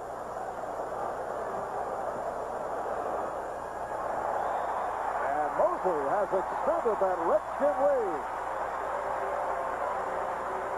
5.5 gone by. 3rd quarter. Redskins now lead the Raiders by the score of 20-7. John Brody from RFK in Washington, and the Redskins off the 30-yard field goal by Mark Mosley now lead the Raiders by the score of 20-7. Greg Pruitt out to the 10. 20. So Pruitt to the 22. So let's go back to that face mask call against Greg Townsend of the Raiders, and let's check it out. It looked like it might be a critical call. However, it turned out to be, it would have made it just a little bit longer field goal. But you see, Townsend has got a hold of his jersey very firmly. Haggerty did not make the call. The call came from over by the head linesman area. He didn't see it as clearly as he thought he did. But we have a chance to see it twice. They don't. Yeah, he was screened out, and it appeared from that angle as if it were a face mask. 21-yard return on the kickoff by Pruitt. Play action for Plunkett. And he has the tight end, Christensen. Curtis Jordan, strong safety, outside linebacker, Rich Malott on the stop. So Todd Christensen, who has had a quiet game, Plunkett has had difficulty finding him with the reception. He got off the donut. That's the big thing as far as he's concerned. And once the man catches one ball, the ice is broken. Sometimes he can find a few areas. Todd's been pretty well held in check the last couple of games after starting out very fast. Barnwell and Muhammad are the wide receivers. And this is Muhammad for the first down and more. And he coughs it up. Recovered by the Redskins, Curtis Jordan.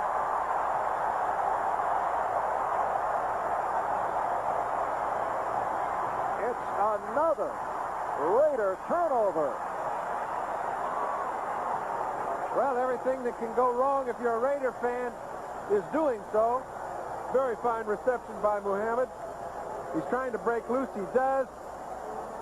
Jordan And the rookie, Darrell Green, he is responsible for the fumble. Curtis Jordan picked that ball up very cleanly for it to be a fumble recovery. His second great play of the day. I know he just fell on the ball. It hurt a little bit, but he'll take it anytime. Went 33 yards and then coughed it up, stripped by Green, recovered by Jordan. Washington taking over, and Art Monk with another beautiful reception. James Davis on the tackle. Davis has come over to take the right cornerback slot for Ted Watts, who's out for the day because of a sprained neck. Well, a lot of things happen when people start throwing the ball in your area. Watts and Lester Hayes have had it pretty much going their way the first few weeks. Today, they're getting their share of the work. First down at the 47 as Art Monk made the nice catch. Tyson throwing at a crowd intended for Don Warren. That's the kind of ball Joe Theismann threw early in his career that you don't see him throw very much anymore. Looked like one of those trying to make a great play out of a bad play. Got a good pass rush. As soon as he let that ball go, he knew he'd done the wrong thing. Joe Theismann out 10 for 19, 162 yards. Had almost a flawless day last week against Seattle. He's become an outstanding quarterback. There's no doubt about it. And if they don't do something to change defensively, the Raiders, they're putting Art Monk on James Davis. That's a mismatch. All right, Riggins on the carry, stopped by Kinlaw. For an update, let's get back to New York to NFL 83. Thank you, Marv. Moments ago in Pittsburgh, Watts clipped out from his own 49 on the run. Chased out to the far side, and he throws on the run to Walter Abercrombie, 51 yards. The Steelers regain the lead. Back to Washington. Thank you, Len. Third down and 6 for the Redskins. At midfield, 8 minutes left, third quarter. And Theismann going sideline. Nick Giacquino well covered by Otis McKinney. So the punting unit making its way on. Jeff Hayes back at his 35-yard line. There he is with Greg Pruitt, the man he'll be kicking to. Hayes struggled at times last season. In fact, heard it from the crowd here at RFK, but the Redskins feel that he's a guy who will be around for some time. He punts high, and I think anybody that can kick the ball high can help, particularly with the new rules, because it allows his two outside people to get down under the punt. And you'll notice here, his leg goes up in the air, and so does that ball. And a good one. Now Pruitt off the spin, stopped at the 16-yard line. Again, very fine coverage by the Redskins. Ball kicked high enough in the air to let everybody get down underneath it. These special teams for the Redskins are something special. For the Bears doing it to the Broncos, 24-0, third quarter. Minnesota over Dallas, 24-10. Steve Dills having a good day. Houston leading Pittsburgh 14-7 in the fourth quarter. Big surprise there. Seattle over Cleveland, 10-3 in the third. First and 10 back at the 17 as the Raiders take over. Play action for Plunkett. Oh, nice catch by Todd Christensen in front of Mark Murphy, the free safety. So Christensen with the long gainer. And the Raiders have a first down at the Washington 42-yard line, a 42-yard pass play. Well, everybody in the house knows we have to come to one of our best players, one of our big playmakers in a critical situation. So we've got Todd Christensen getting one-on-one with Curtis Jordan. Plunkett's going to need a little extra time to get the ball to him, rolls out to his right, hits him on the dead run, and they've made their first big play in the second half. And when you say we, you talk from the quarterback point of view. This is Frank Hawkins. I didn't mean the Oakland Raiders or the Los Angeles Raiders. I meant, yes. I mean everybody in the house watching the ball game. Okay. Got some letters from the Washington area. John. Hawkins carrying for 6, second down and 4 at the 36-yard line. You know, the funny thing is, as a quarterback, you do catch yourself rooting for both offenses. And I'm sure the defensive analysts root the same way on the other side of the ball. But anytime I see a quarterback and receiver do something good, I like it. You're just a diplomatic guy. I guess so. 6.5 left, third quarter. And Plunkett gunning it down. Calvin Muhammad, touchdown. Calvin Muhammad with a spectacular catch. You said that right. Can you believe, Marv, that right now, if they kick the extra point, that the Raiders are within a touchdown of winning this ball game as much as they've been blown off the field? The crowd has come to a total silence. And if you just take a look, you realize where we're playing. Jim Plunkett, a 99-yarder for the one score. Now he moves a little bit this way. 2 plays. They come from way down in their own territory. The second fine reception by Calvin Muhammad, his first chance to really do some playing. And I tell you, that was beyond the call, that catch. First touchdown of the season. Calvin Muhammad, second year out of Texas Southern. And now Chris Barr splits it through. And the Redskins, although overwhelming the Raiders, completely outplaying the Raiders, can only show a 6-point lead. Washington 20. And the Los Angeles Raiders 14. And this crowd is stunned. In Washington, D.C., this is Marv Albert along with John Brody. Chris Barr getting set to kick off. Jim Plunkett has done it with a big play. 36 yards to Muhammad, 99 yards to Branch, and the Raiders now trail 20-14. Mike Nelms on the return. And the Raider kickoff coverage has been excellent. And again, some words following the tackle. Rick Burns stopping Nelms, who is always dangerous. You know, you can do some things at home, Marv, that you can't do on the road. You can control the tempo and the flow of the game a lot. I just noticed the loudspeaking system just mentioned that Dallas was behind by 14 in their ball game, and this crowd finally came to life again. Those things mean something. So you're saying get to the public address man if you're at home? No, that's okay. It's fair at home. That's what he ought to do. I'm just saying that they know that they've got to do something to lift their group, and they couldn't have come up with a better suggestion.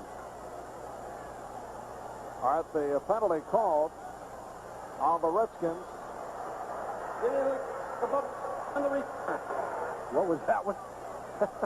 Before they get to the public address man, they should get to the audio on the field. Now this Calvin Muhammad coming up with his first touchdown reception of the season. And Washington, 1st and 10, back at their 9-yard line. 6:19 left, third quarter. He's following Brown across the field. Riggins. And they play him well. A loss on the play. Otis McKinney all over John Riggins. Couple big plays have a big effect on a tired defense. You saw the Redskins doing just about what they wanted on the drive right before they kicked off. Now, here's Alzado. I'll tell you how much they respect him. They've got both Warren and Jacoby trying to handle him. That's a man that's shown you he can play. When they look at those films, they say, how are we going to keep Alzado out of the action? I'll tell you, put 2 of us on him. They did, but you can't cover everybody. Loss of 2. 2nd and 12, back at the 7. Joe Washington gets back to the 10-yard line. A penalty flag thrown over at the far side. This is an important series for the Raider defense. Lyle Alzado in the discussion. And here's the referee, Pat Haggerty.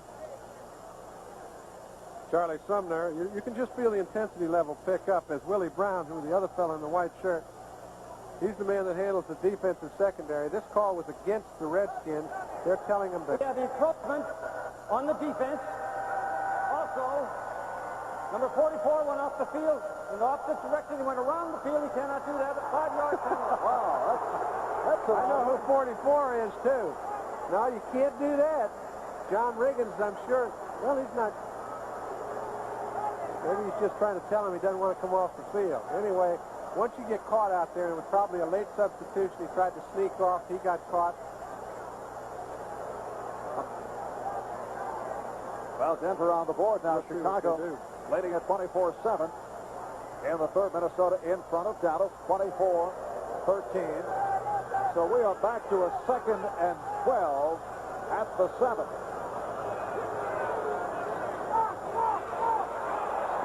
Washington. That's why they give Rod Martin the credentials they do. He's sitting one-on-one with Joe Washington. They picked the right place to throw the ball to the right guy. Joe Washington one-on-one, and number 53 brings him down with a one-on-one tackle. Now, that's something that not many linebackers can do. And it sets up a 3rd down and 5 at the 14, a 7-yard pickup. There's Rod Martin, 7th season out of USC. Crowd urging the Redskins on. They lead it 20-14. And Theismann airs it up. Broken up by Otis McKinney, stepping in front of Charlie Brown, and McKinney nearly picked it off. But a very good series for the Raider defensive unit. Yes, it was, and it's, you know, they never changed their style, the Raiders, and I was mentioning Willie Brown earlier. He was the first really great defensive back that the Raiders had. He's the one that kind of dictated that, hey, defensively, if you're a Raider, you're going to have to play one-on-one defense. They've been beaten early in the game. Now they're seeming to rally. They're starting to get closer to the receivers. They're picking up the slack. And here's Jeff Hayes, and he is back in his end zone. Greg Pruitt out at his 45.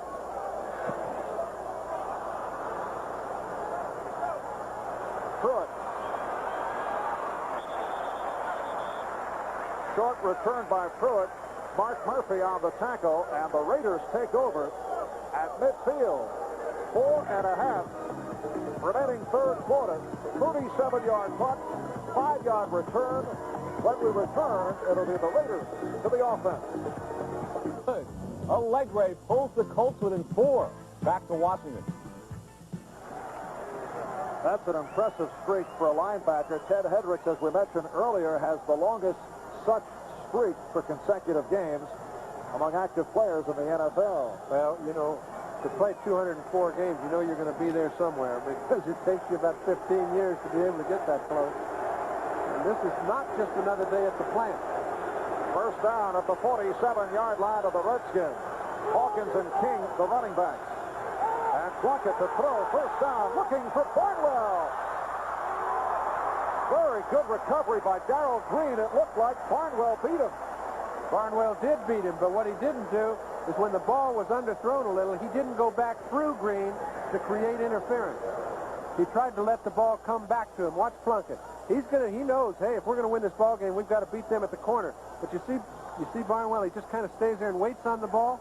Then Green gets a chance to go at it too. But if he'd come back toward it, he'd have created interference. 2nd and 10. Barnwell at the bottom of your screen, and Muhammad at the top, and a timeout called by the Redskins. Free safety Mark Murphy looking to talk things over. Well, he's a little concerned. They've thrown the ball down the field 4 or 5 times. Generally, a free safety of Mark's caliber will be able to get in the act a little more than he's been able to lately. And he might feel that he'd like to change some of the defensive thought or find out a little more about what the thinking is.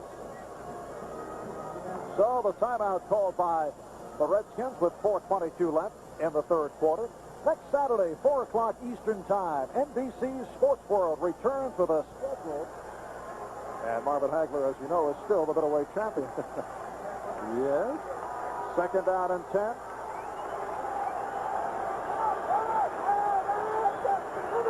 Jim Plunkett. It was 13 for 24, 2 touchdowns last week against Denver. This is Frank Hawkins. Hawkins to the 40, met by Rich Malott. It's Liebenstein, Butts, Grant, and Manley up front for the Redskins. Kaufman, Okowitz, Malott, the linebackers. Green, Jordan, Murphy, and Dean are in the secondary. Plunkett's one of the few who is still calling his own plays as a quarterback, and I find that to be an excellent call. 2nd down and 10, because they're going to use 4 downs to make it anyway, in all probability.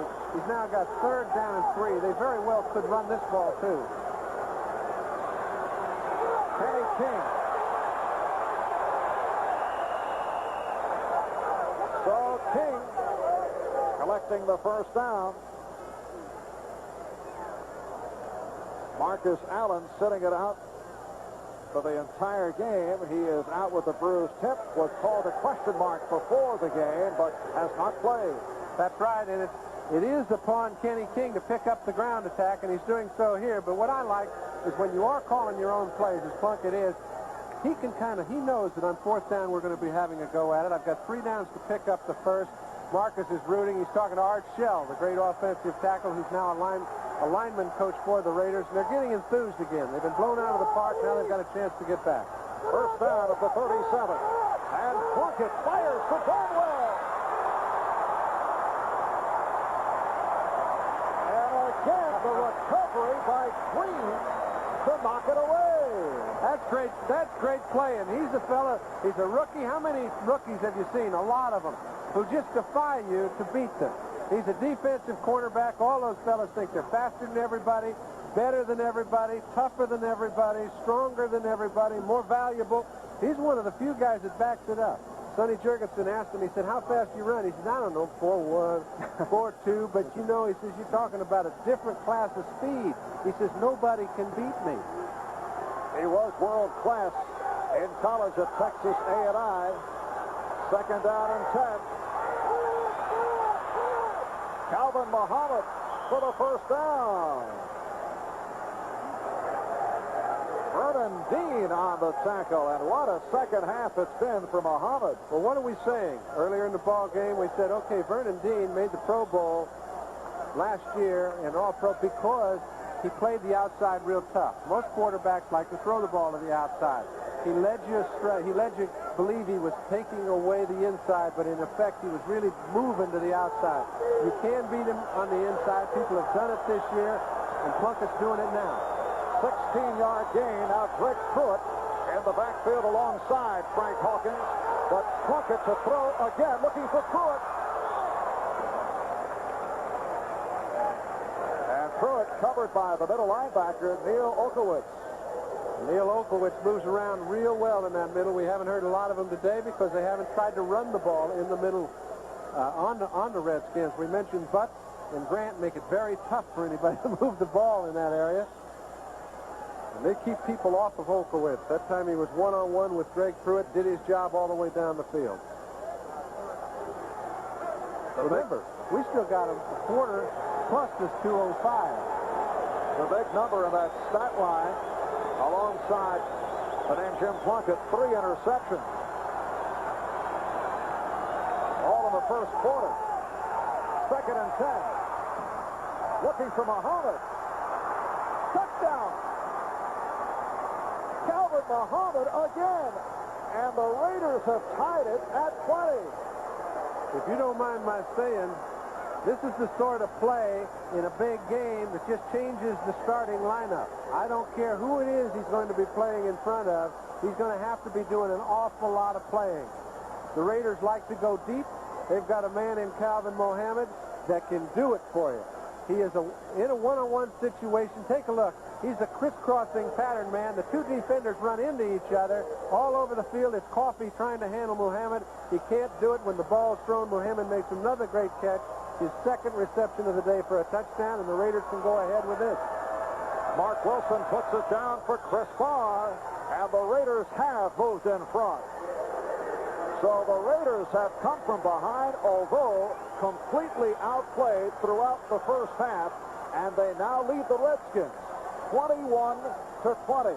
A 22-yard touchdown pass play with that man, number 82, Calvin Muhammad, who is seeing action because of the hamstring injury suffered by Cliff Branch. Now here's the crowd looking to rev up the Redskins. I'll tell you what I'm looking at. I'm looking at Calvin Muhammad. Now he's on the special teams, the kickoff team, after catching a touchdown pass. I think they're going to have to use a lot of him for the rest of the day. I might try to get him over on the sideline. One more look at this touchdown. It's another individual great effort. Plunkett has taken it upon himself to get this game back in the hat. He's done so with real stand-up, tough play. He's taken a group that really is without their 2 big stars and put them right back in the thick of things. And the kickoff by Barr. Mike Nelms off the good kick.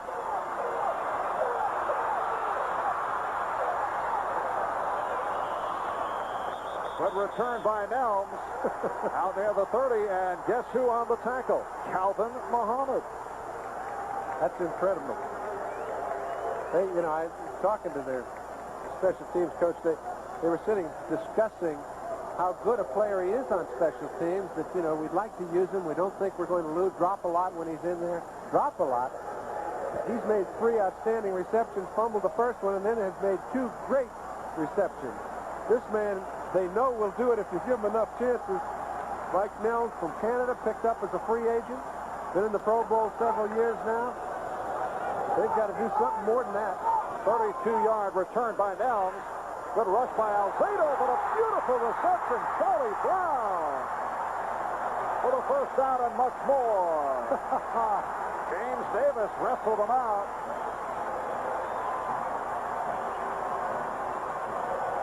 Theismann looking in the face of Alzado. That's okay. And we're taking a look at just a fine kickoff return, but this is the play that deserves the merit. Theismann stood there, threw it off his back foot. It's all the time he had. Hit Brown on the dead run. We mentioned he's going to have to do something a little more exciting than the kickoff return team, but he did it quick. All right, 34-yard pass play. Brown's 5th catch of the day. First down at the Raider 37. Minute and a half left in what has been a terrific third quarter. Riggins fumbles and recovered by the Raiders. Brett Townsend on the recovery.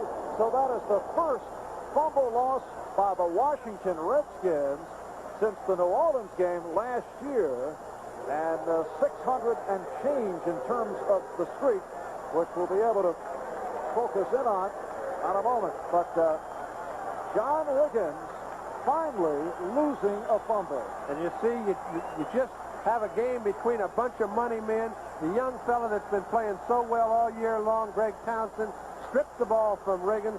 Everybody knows you're trying to hold on tight, but these fellas are trying just as hard to knock it loose. Townsend does. The Raiders have the ball. That's just a great defensive play. Raiders first down at their 35. Hawkins picked up 2 and was thrown back by Okowitz. Neil Okowitz, small, not fast, but always hustles, and a leader, sets the tone for the Washington defense in his 5th season out of Maryland. You know, what do we do whenever the ball game's tight? We go back to the first quarter to discuss a missed field goal somewhere. I'm sure that Mosley may be thinking of it, but he shouldn't be, because the ball game changes with every score.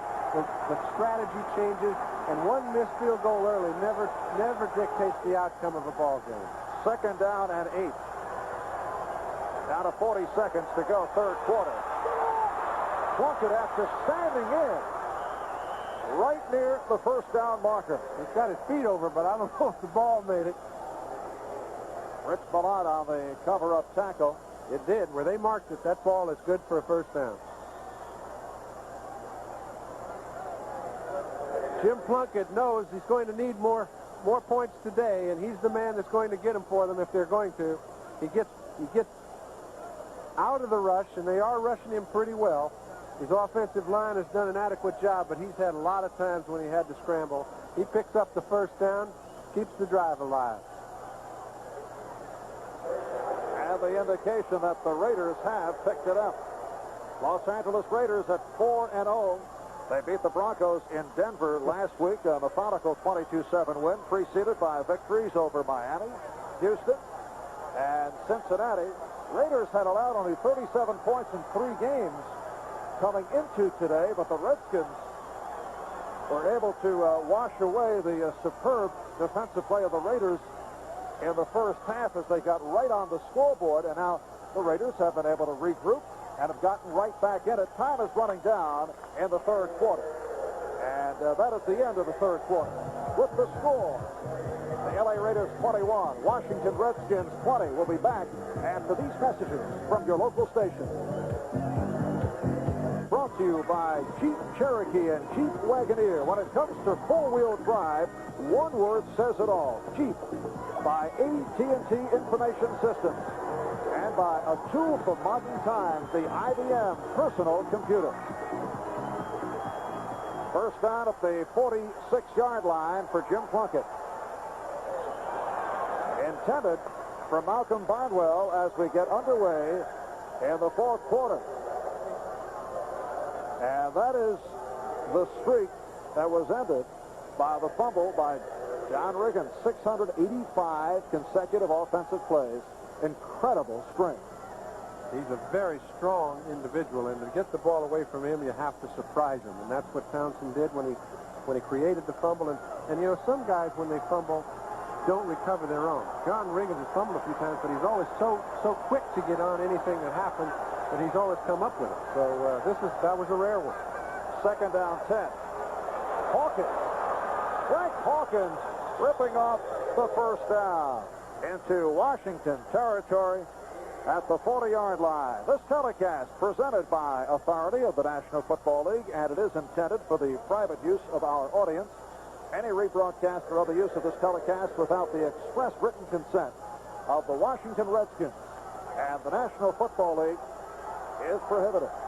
Hawkins with a 16-yard pickup, and he's had a good second half.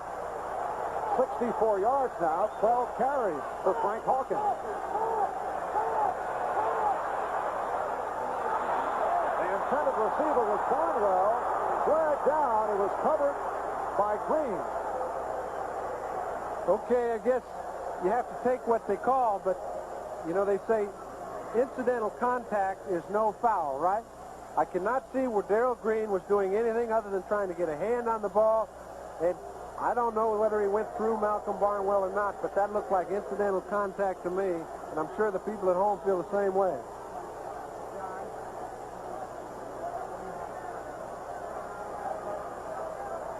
But on the interference call, it's a first down for the Raiders.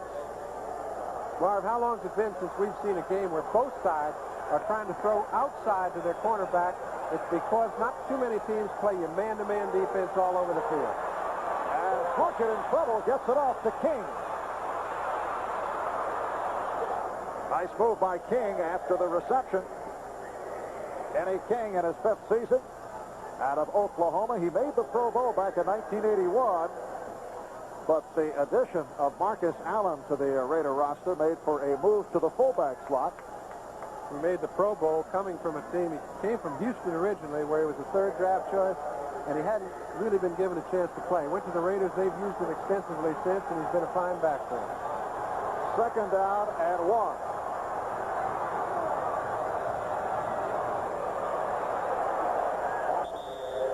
Frank Hawkins looking for the first down. Rich Malott among several Washington defenders, and it is a first down picked up by Hawkins.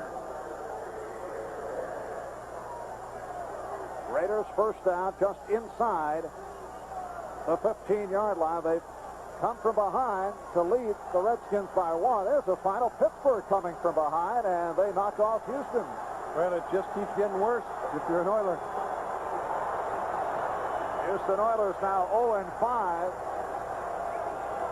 Hawkins peeling off. This is Pruitt throwing. So Greg Pruitt on the option, trying to hit the tight end, Todd Christensen. Jordan and Murphy on the coverage. Good alert defensive secondary play. Now, not too many people generally expect Greg Pruitt to make a kind of throw like this, as we see Todd Christensen going down the field. Curtis Jordan is all over Christensen. The other 2 defensive secondary people are all over him also. Kaufman making the force 55 on Pruitt, but you can see that ball was not going to be completed. 2.5 minutes gone by. We're fourth quarter. Sellout crowd in Washington. And the Raiders 2nd and 10 at the 15. Plunkett drilling. Christensen inside the 5 for the first down. Curtis Jordan on the stop. You just can't say too much about Jim Plunkett. He's hung in there in the throes of adversity, and now he seems to have turned this thing around on his arm. Their defense has hung in there, and now he's right down on the 2-yard line, threatening to go up by more than a touchdown. And I mean, it's not an easy thing away from home to play that way when your two stars are out of the ball game. He has been the sort of fellow that's let George do it all year long, and now he's doing it himself. 12-yard pass play, first and goal at the 2. Pruitt in motion. And it's a touchdown for the Raiders. Todd Christensen with the score. He was hit out of the end zone, but the Raiders on the board again. And they lead it 27-20. Marv, we're about to see a lot more football. You can bet that Joe Theismann will be throwing that ball from corner to corner as soon as they get it back. But it's the comeback of Jim Plunkett and the Raider offense that really sticks in your mind now. And Chris Farr adds to the lead. So Christensen with his 4th catch of the day, 61 yards in all, his first touchdown to give the Raiders a 28-20 lead. 11 minutes, 50 seconds left, 4th quarter. A tough game to figure out. All the turnovers committed by the Raiders. And I just think you're going to see them all right now. 9 plays, 65 yards, 4.5 minutes for the drive to lead to the touchdown. Elms not able to get to it. And they'll kick it again.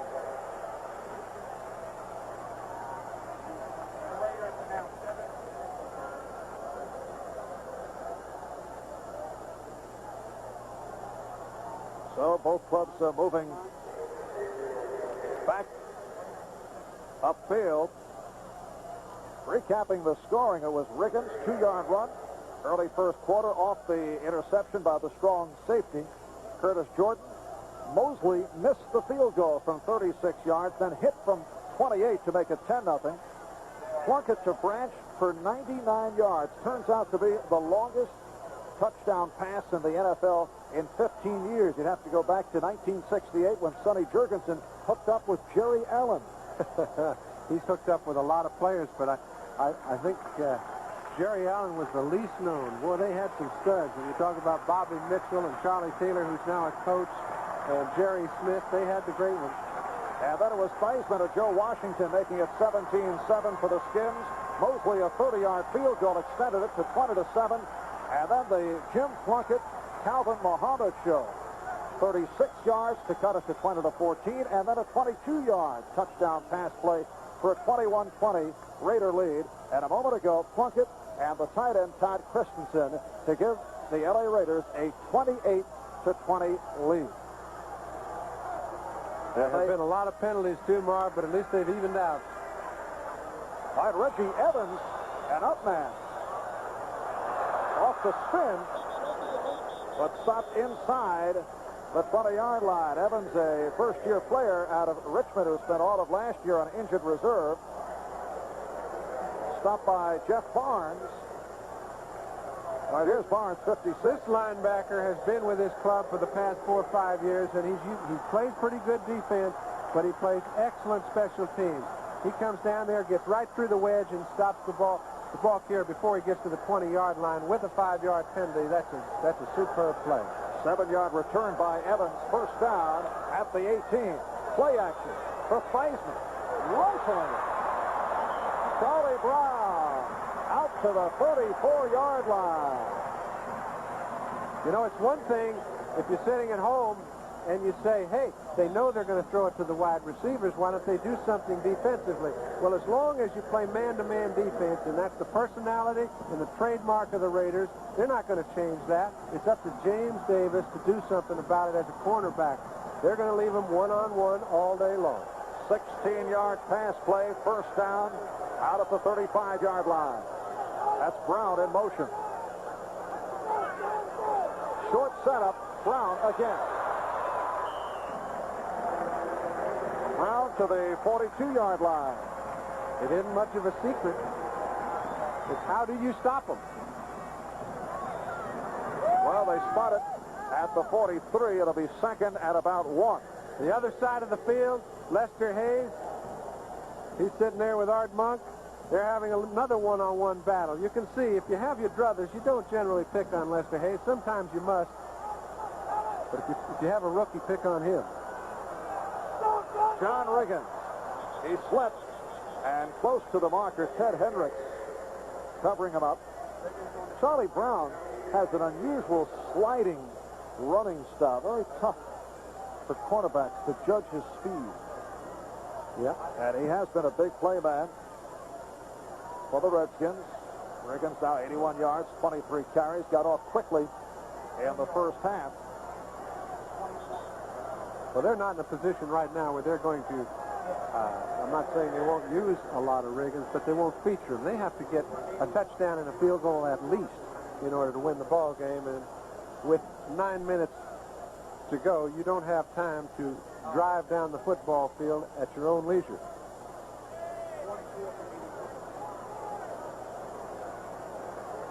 And as you saw, just short of a first down.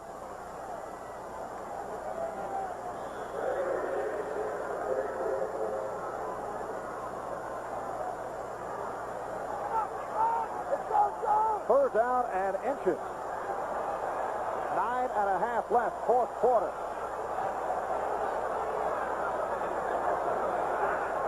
Riggins. First down and more. Ted Hendricks on the tackle.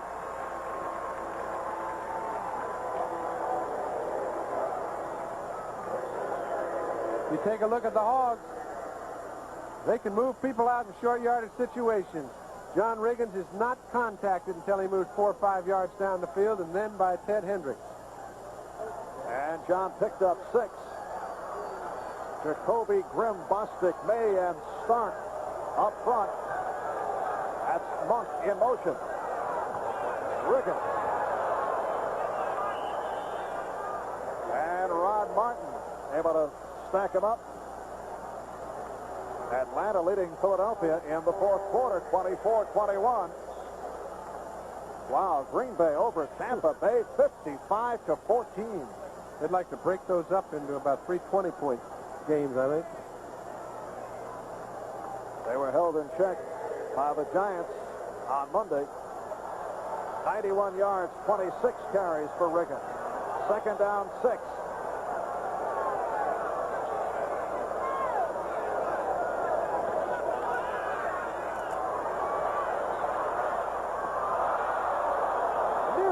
Picked off. Lester Hayes had a shot, and that was thrown way off the mark. The intended receiver, I presume, was Art Monk. Well, it looks like it was thrown off the mark, Marv. But if you take a look at Art Monk, when that ball was thrown and he made his turn, he looked back into the quarterback's area and didn't see that Seisman had already thrown it, and Seisman intended for him to keep going across the field.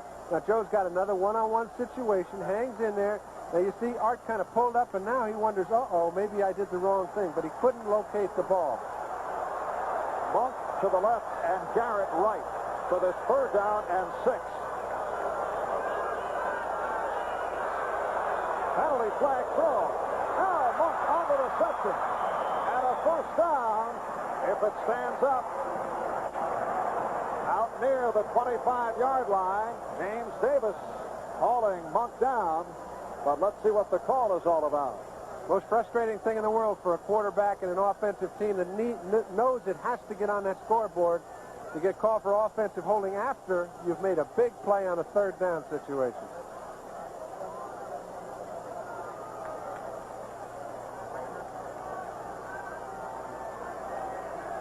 And here's Pat Haggerty as he brings it back. Number 53, offense. It's the center, Jeff Bostic. 4-year man out of Clemson called for the hold.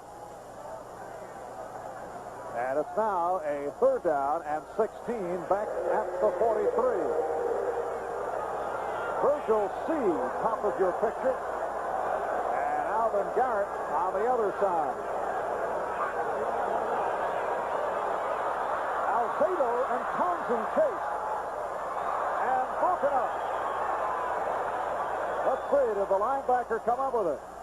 Mike Davis broke it up. No, it is incomplete. I saw the official rule very quickly, so he saw the play the whole way. Rod Martin might have a few things to say, made a good try, but Jim Poole, the official, was in a perfect place to make the call. Theismann coming out of the pocket, trying to buy a little time. Greg Thompson is right on his heels, though.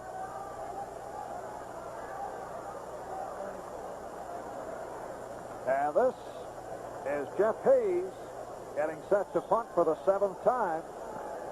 Greg Pruitt back at his 16-yard line. Jim Plunkett and Calvin Muhammad hooking up for 2 touchdowns, and that's been the story in the second half. Pruitt unleashing. That's the punter, Hayes, missing. And here's Pruitt, who could go all the way. Greg Pruitt doing something that is rarely done against the Redskins special team, and that is he has scored a touchdown. He made a decision, Marv, that I think most coaches would scold. Late in the ball game with an 8-point lead, he elected to catch the ball on the 4-yard line and try to run it out of there. How many times have you heard anything inside the 10, let it go in the end zone? He saw enough territory to give himself a little free running room, elected to catch the ball, and boy, when he made that break right in there, he made a break against the best special teams play in the game. He gets around Jeff Hayes, and from there on in, it's nothing but a cakewalk. Talk about a drastic turnaround. It is being recorded as a 97-yard punt return.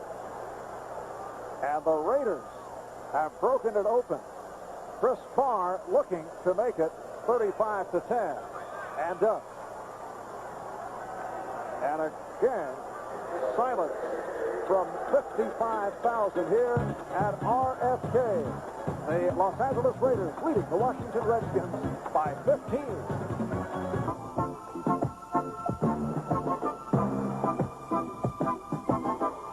Just 15 minutes ago. Was helped, but a flag is down. Wide open football. Yeah, it's holding, though, against the Redskins. That puts them right back in a hole. They're complaining, but Haggerty made the call very early.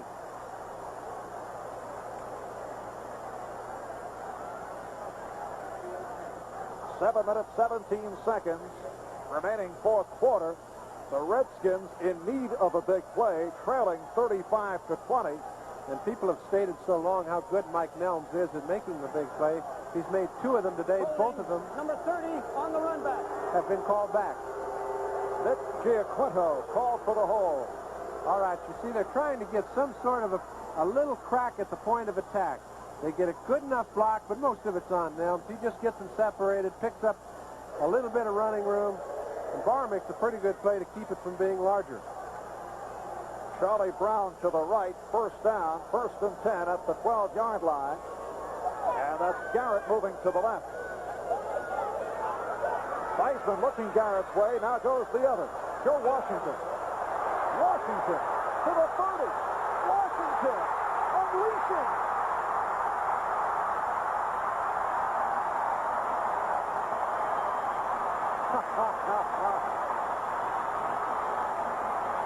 Lester Hayes pushed it out, and here are the Redskins, first down at the 21. You don't make that kind of play unless your offense thinks you have a chance to win the ball game. He got great blocks from his wide receivers, 2 of them that time. Theismann looks to the other side, waits for the last possible second, comes off. Good coordination with Bostic and May. They pick up their blocks at the point of attack, and here goes Joe, getting good help from Charlie Brown, number 87. When your wide receivers still think you have a chance, they're going to help your running backs. You get plays like this, and you can get yourself back in it. Joe Washington going 67 yards before that man, Lester Hayes, pushed him out.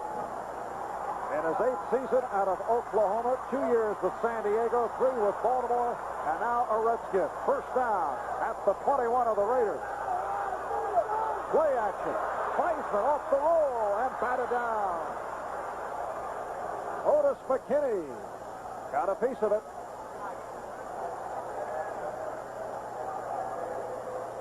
Check of the scoreboard. Baltimore over Cincinnati 34-31. That's the final score. Baltimore 3-2. And Dallas leading Minnesota in the fourth, 34-24.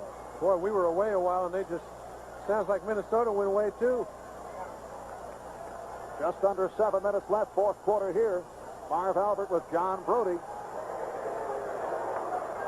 And what has turned into a big play duel between the Redskins and the Raiders. The tight end, John Warren. Close to the first down. McKinney on the tackle. Coming up next, San Diego Chargers. And the Giants, or in some areas, the Miami Dolphins and the New Orleans Saints from the Superdome in New Orleans. So stay right here for a full day of football here on NBC. Taking a look at Joe Bugle, the offensive coordinator, on the right-hand side of your screen.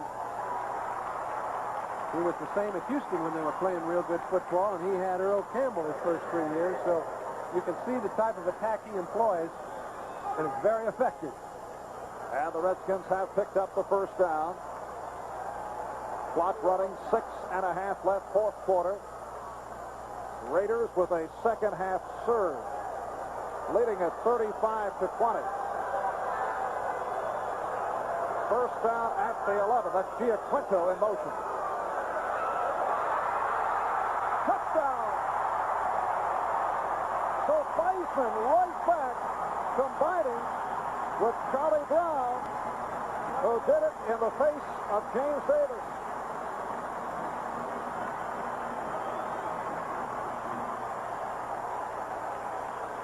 An 11-yard pass play, and now we see Steve Ortmeyer sitting there discussing whether or not we run it back out of the end zone, and letting everybody know that this ball game is far from over. If it only takes you a minute to get the ball from your own 20-yard line all the way into the opponent's end zone, you've got 6 of those left. We've got some ball game left.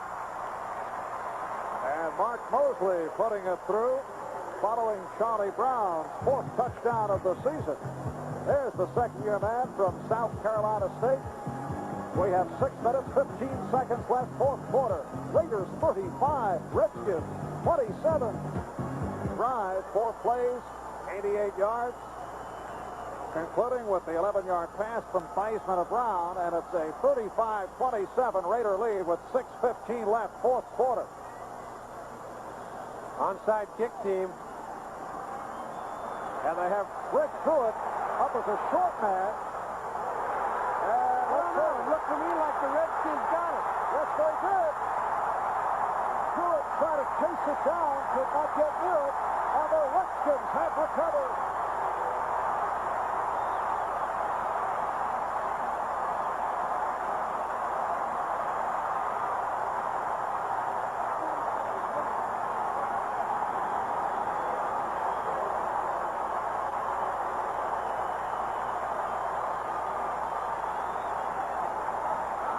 Greg Williams not looking to give up that football that he came up with. They're going to let him keep this one because an excellent onside kick by Jeff Hayes. He backs the ball as hard as he can right at the front man. When it hit him, it caroomed into no area at all. And Calvin Sweeney could not come up with the ball. Number 47, second-year man. Greg Williams comes up with it. The Redskins have it in Raider territory, 1st and 10 on the 32. And the crowd quiets for Theismann. That's Monk in motion.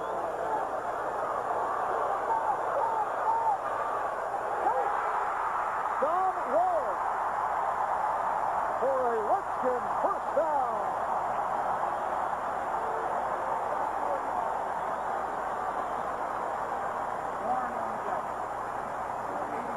Marv, the plays I'm watching are so well designed. They need a little time. When they do, they get 2 tight ends to block down, let Joe roll out one way, use the other tight end against the flow, as they did Warren on that occasion. They've done it 3 or 4 times. They're doing about all you can do offensively on both sides of the field. 24-yard gain. Warren with 4 catches, 84 yards. First down at the 13.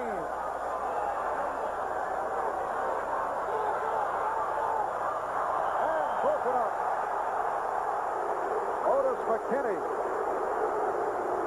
on the coverage of Don Warren. That's McKinney in his 6th season out of Colorado. And as you see, you saw the face of McKinney.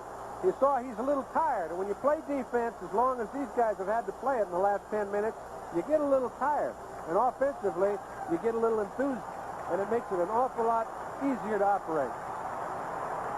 It's been a roller coaster ball game. Redskins with the early lead. There's McKinney. He's puffing. You try to cover somebody one-on-one all over the field, you know the importance of letting somebody get by you. That adds to the fatigue. Raiders coming back second half. Now the Redskins on the move. Big rush. And Theismann pulled down by Long. Howie Long with a significant sack with 5 minutes, 8 seconds left, 4th quarter. Came from the outside on the right. And this is one thing that I'm sure Joe would like to have another attempt to try and handle, because he knows you can't get caught at this time in the ball game. Time is one thing. They're under 5 minutes on the clock. The field position is everything. That's the 4th sack for the Raiders. The Washington offensive line had not allowed a sack the previous 2 games. 3rd down and 28. Back at the 31. Washington.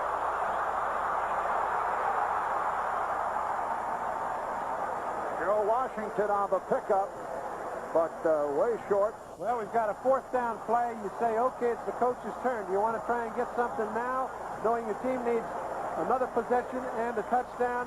That's what Joe Gibbs is going to do.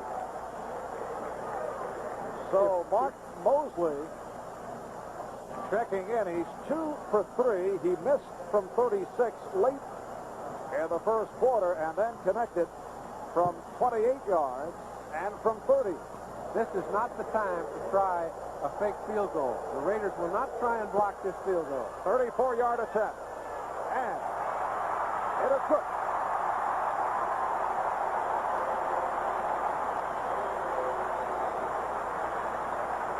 Four minutes, 28 seconds remaining. 4th quarter. Raiders 35, Redskins 30. Hayes does here. He went for the onside approach last time, recovered by Washington. I think they'll kick it down the field. I think you can get it back once.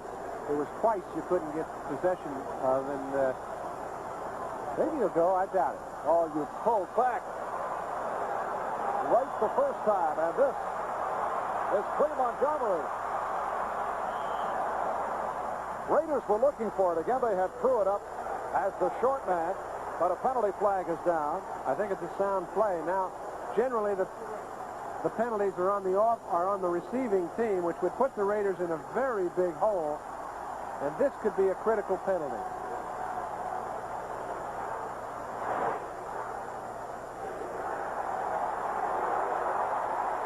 And it is called against the Raiders. Jim Plunkett, the man who led the Raiders back. Raiders now lead it 35-30. 4 minutes and 18 seconds remaining, 4th quarter. Okay, let's put it in your shoes. If you're sitting there where Plunkett is, do you try to get out of this hole right now, knowing that Washington's got everything going for them? Or do you say, okay, let's try and control the ball on the ground? I go to the ground first. All right, let's see what he does. Plunkett and Calvin Muhammad bringing the Raiders from behind. And let's see what he does here. 1st and 10 at the 16. And the swarming defense of the Redskins all over Frank Hawkins. Darrell Grant leading the charge. The Redskins defensive unit all revved up. Liebenstein, Buck, Grant, Manley, up front, Calvin, Olkowitz, Malott, the linebackers, Green and Dean at the corners, Jordan and Murphy are the safety men. 2nd down and about 8. He picked up 2. Still playing man-to-man defense secondarily on the corners. And again to the ground. And again, the Redskins hold. Hawkins stopped by Murphy. Turned out to be an excellent defensive call. A safety blitz. They've tried it on 2nd and 10 3 or 4 times. That's the first time it's really worked out for them. There must be a tendency where Oakland 2nd and 10 runs the ball an awful lot or throws the ball to the outside. And that's why you can safety blitz in that situation. And it's a loss of 3. 3rd down, 11.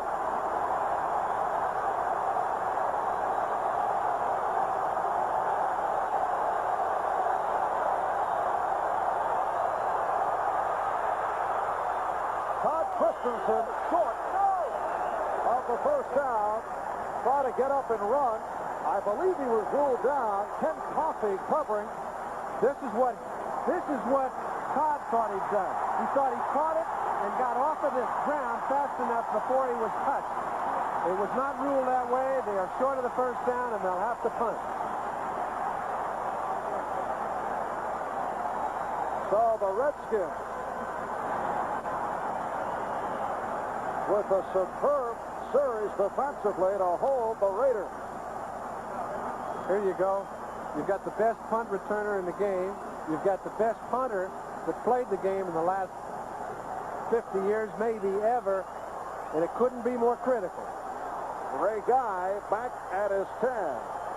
3-time Pro Bowler Mike Nelms at his 32-yard line. And now the 2-minute warning. So the timeout here at RFK. And when we return, it'll be Guy punting to Nelms. But right now, another one of those fantastic finishes with John Brody. RFK Stadium in Washington. And the Raiders leading the Redskins 35-30. Ray Guy getting set to punt to Mike Nelms with 2 minutes left, 4th quarter. And Marv, you know, I've heard crowds like this, but it's been in 120 and 30,000 seat stadiums. Wembley sounds like this. At this place, you can hardly hear yourself think. And this is Nelms with terrific coverage by McKinney. Otis McKinney was right there. A 46-yard punt by Guy, but very little advance. There's the final. Chicago walloping Denver 31-14. Dallas doing it again. Pittsburgh back on top. They're now 3-2 in their division. Seattle handed it to Cleveland. Brian Sipe probably had his first bad one. And look at the Niners. San Francisco beating New England. Art Theismann going sideline. And we'll have to wait and see where they spot it. Charlie Brown on the reception again. And for Brown, his 9th catch of the day. It is just short of the first down. 1 minute and 27 remaining, 4th quarter. Raiders lead it 35-30.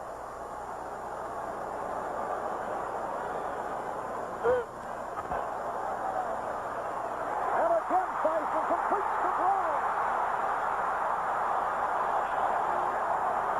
Marv, let's remember, there is 1:08 remaining. The Skins have 2 timeouts left. They cannot kick a field goal. They are 5 points behind. They have got to score a touchdown. They can't afford to have 2 balls caught in the field of play. And a timeout has been called. That gives them 1. Right, Redskins down to 1. Raiders have 3. When we resume, it'll be Washington operating from the Los Angeles 34-yard line. First down at the 34 with 1 minute 8 remaining. We're seeing today what happens when 2 offensive teams challenge defensive secondary. Do not give the cornerbacks credit for being able to cover. Have good execution, good structure, and say, fellas, catch me if you can, but I don't think you can. And that's the way it works for both sides. And we'd like to take the opportunity to thank some of the people who have made this telecast possible. The executive producer of NBC Sports, Michael Weissman. Coordinating producer of football, Ted Nathanson. The telecast of today's game produced by Peter Rolfe, directed by John Gonzalez, technical director Jim Marshall, associate director Mike Heilbaum. First down play for Theismann. He has Brown. Charlie Brown at the 6, brought down by Kenny Hill, and the clock is running. We're down to 50 seconds remaining. Theismann. He doesn't want to take a timeout. He's called another play in the huddle. He can catch the defense napping. He's going to force the Raiders to call timeout. Good play. He was trying, as you say, to catch the defense. Not only not ready, but also upset about that last play. Well, no. What he'd like to do is he wants to get the time, but he doesn't want to call his last time. So he gets on the ball quickly. He has his offense line up. It forces the Raiders, who are not ready to play right yet, to call one of their own. That's just heads-up football. 29-yard pass play. Charlie Brown again. Charlie Brown has had a magnificent day. 11 receptions, 181 yards. 43 seconds left. And the Redskins will have first and goal at the 6-yard line. Coming up next, the Giants and the Chargers, or in some areas, the Dolphins and the Saints. So stay right here on NBC for the second part of our NFL doubleheader.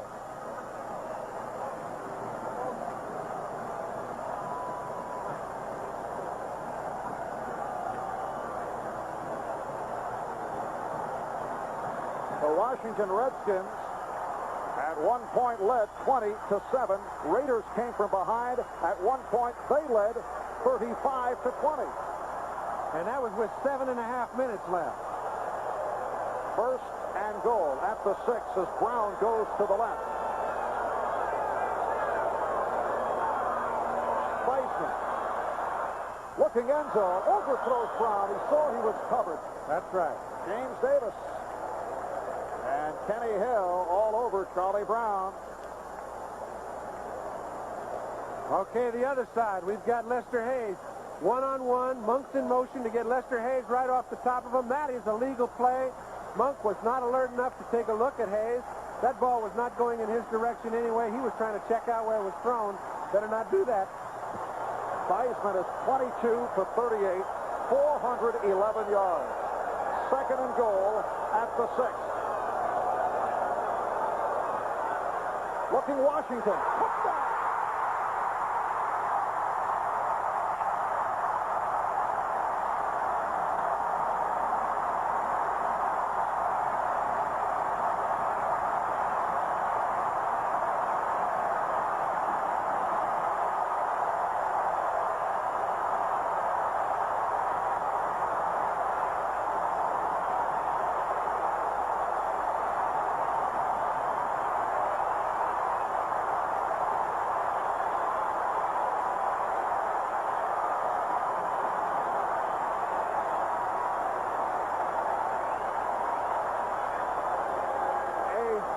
Explosion here at RFKN.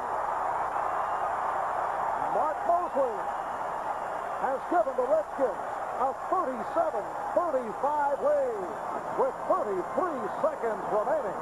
Fourth quarter.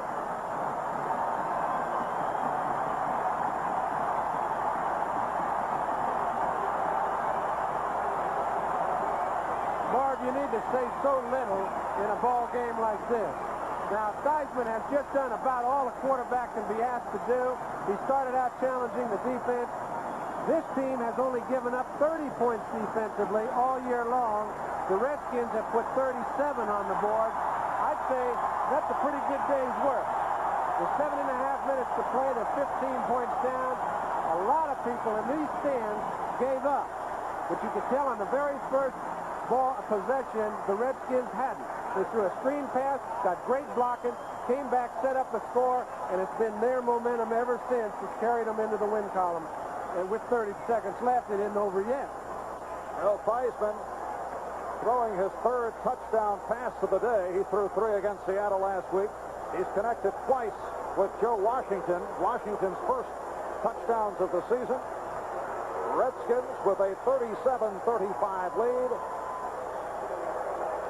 And here is Jeff Hayes.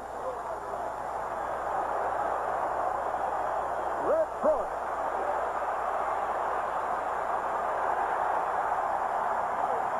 We're down to 28 seconds remaining, fourth quarter.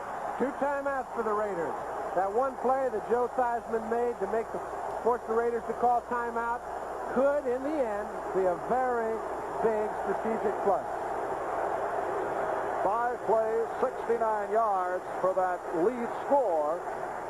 Stuart Anderson stopping Greg Pruitt on the 18-yard return, and Jim Plunkett has to go for it all.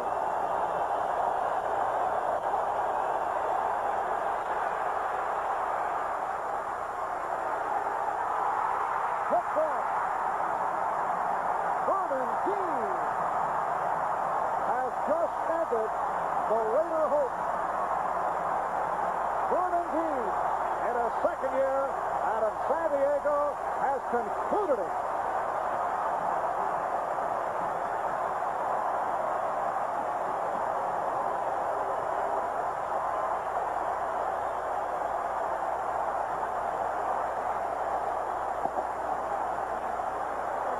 We're down to 19 seconds, and the Redskins just have to sit on the football. 7th turnover by the Raiders that killed them in the first half, and now Dean picks it off from Plunkett. You can see, if there's a prayer, let's throw it down to number 82, see if he can come up with it. This game is history. It's one of the best offensively played games I've ever seen. Penalty marker was thrown as Theismann just sat on the football. Washington Redskins on their way to their first ever victory over the Raider franchise. They had lost the previous 3. A procedure penalty on the Raiders. More football to come following the Redskins and the Raiders. You'll see either Miami and New Orleans or the Giants and the Chargers right here on NBC. And now the clock running out. We'd like to thank our statistician Joe Bann, our spotters Gabe Romano and Vince Scanlon. That's Joe Gibbs congratulating the Raider players. Marv Albert with John Brody from Washington. Again, the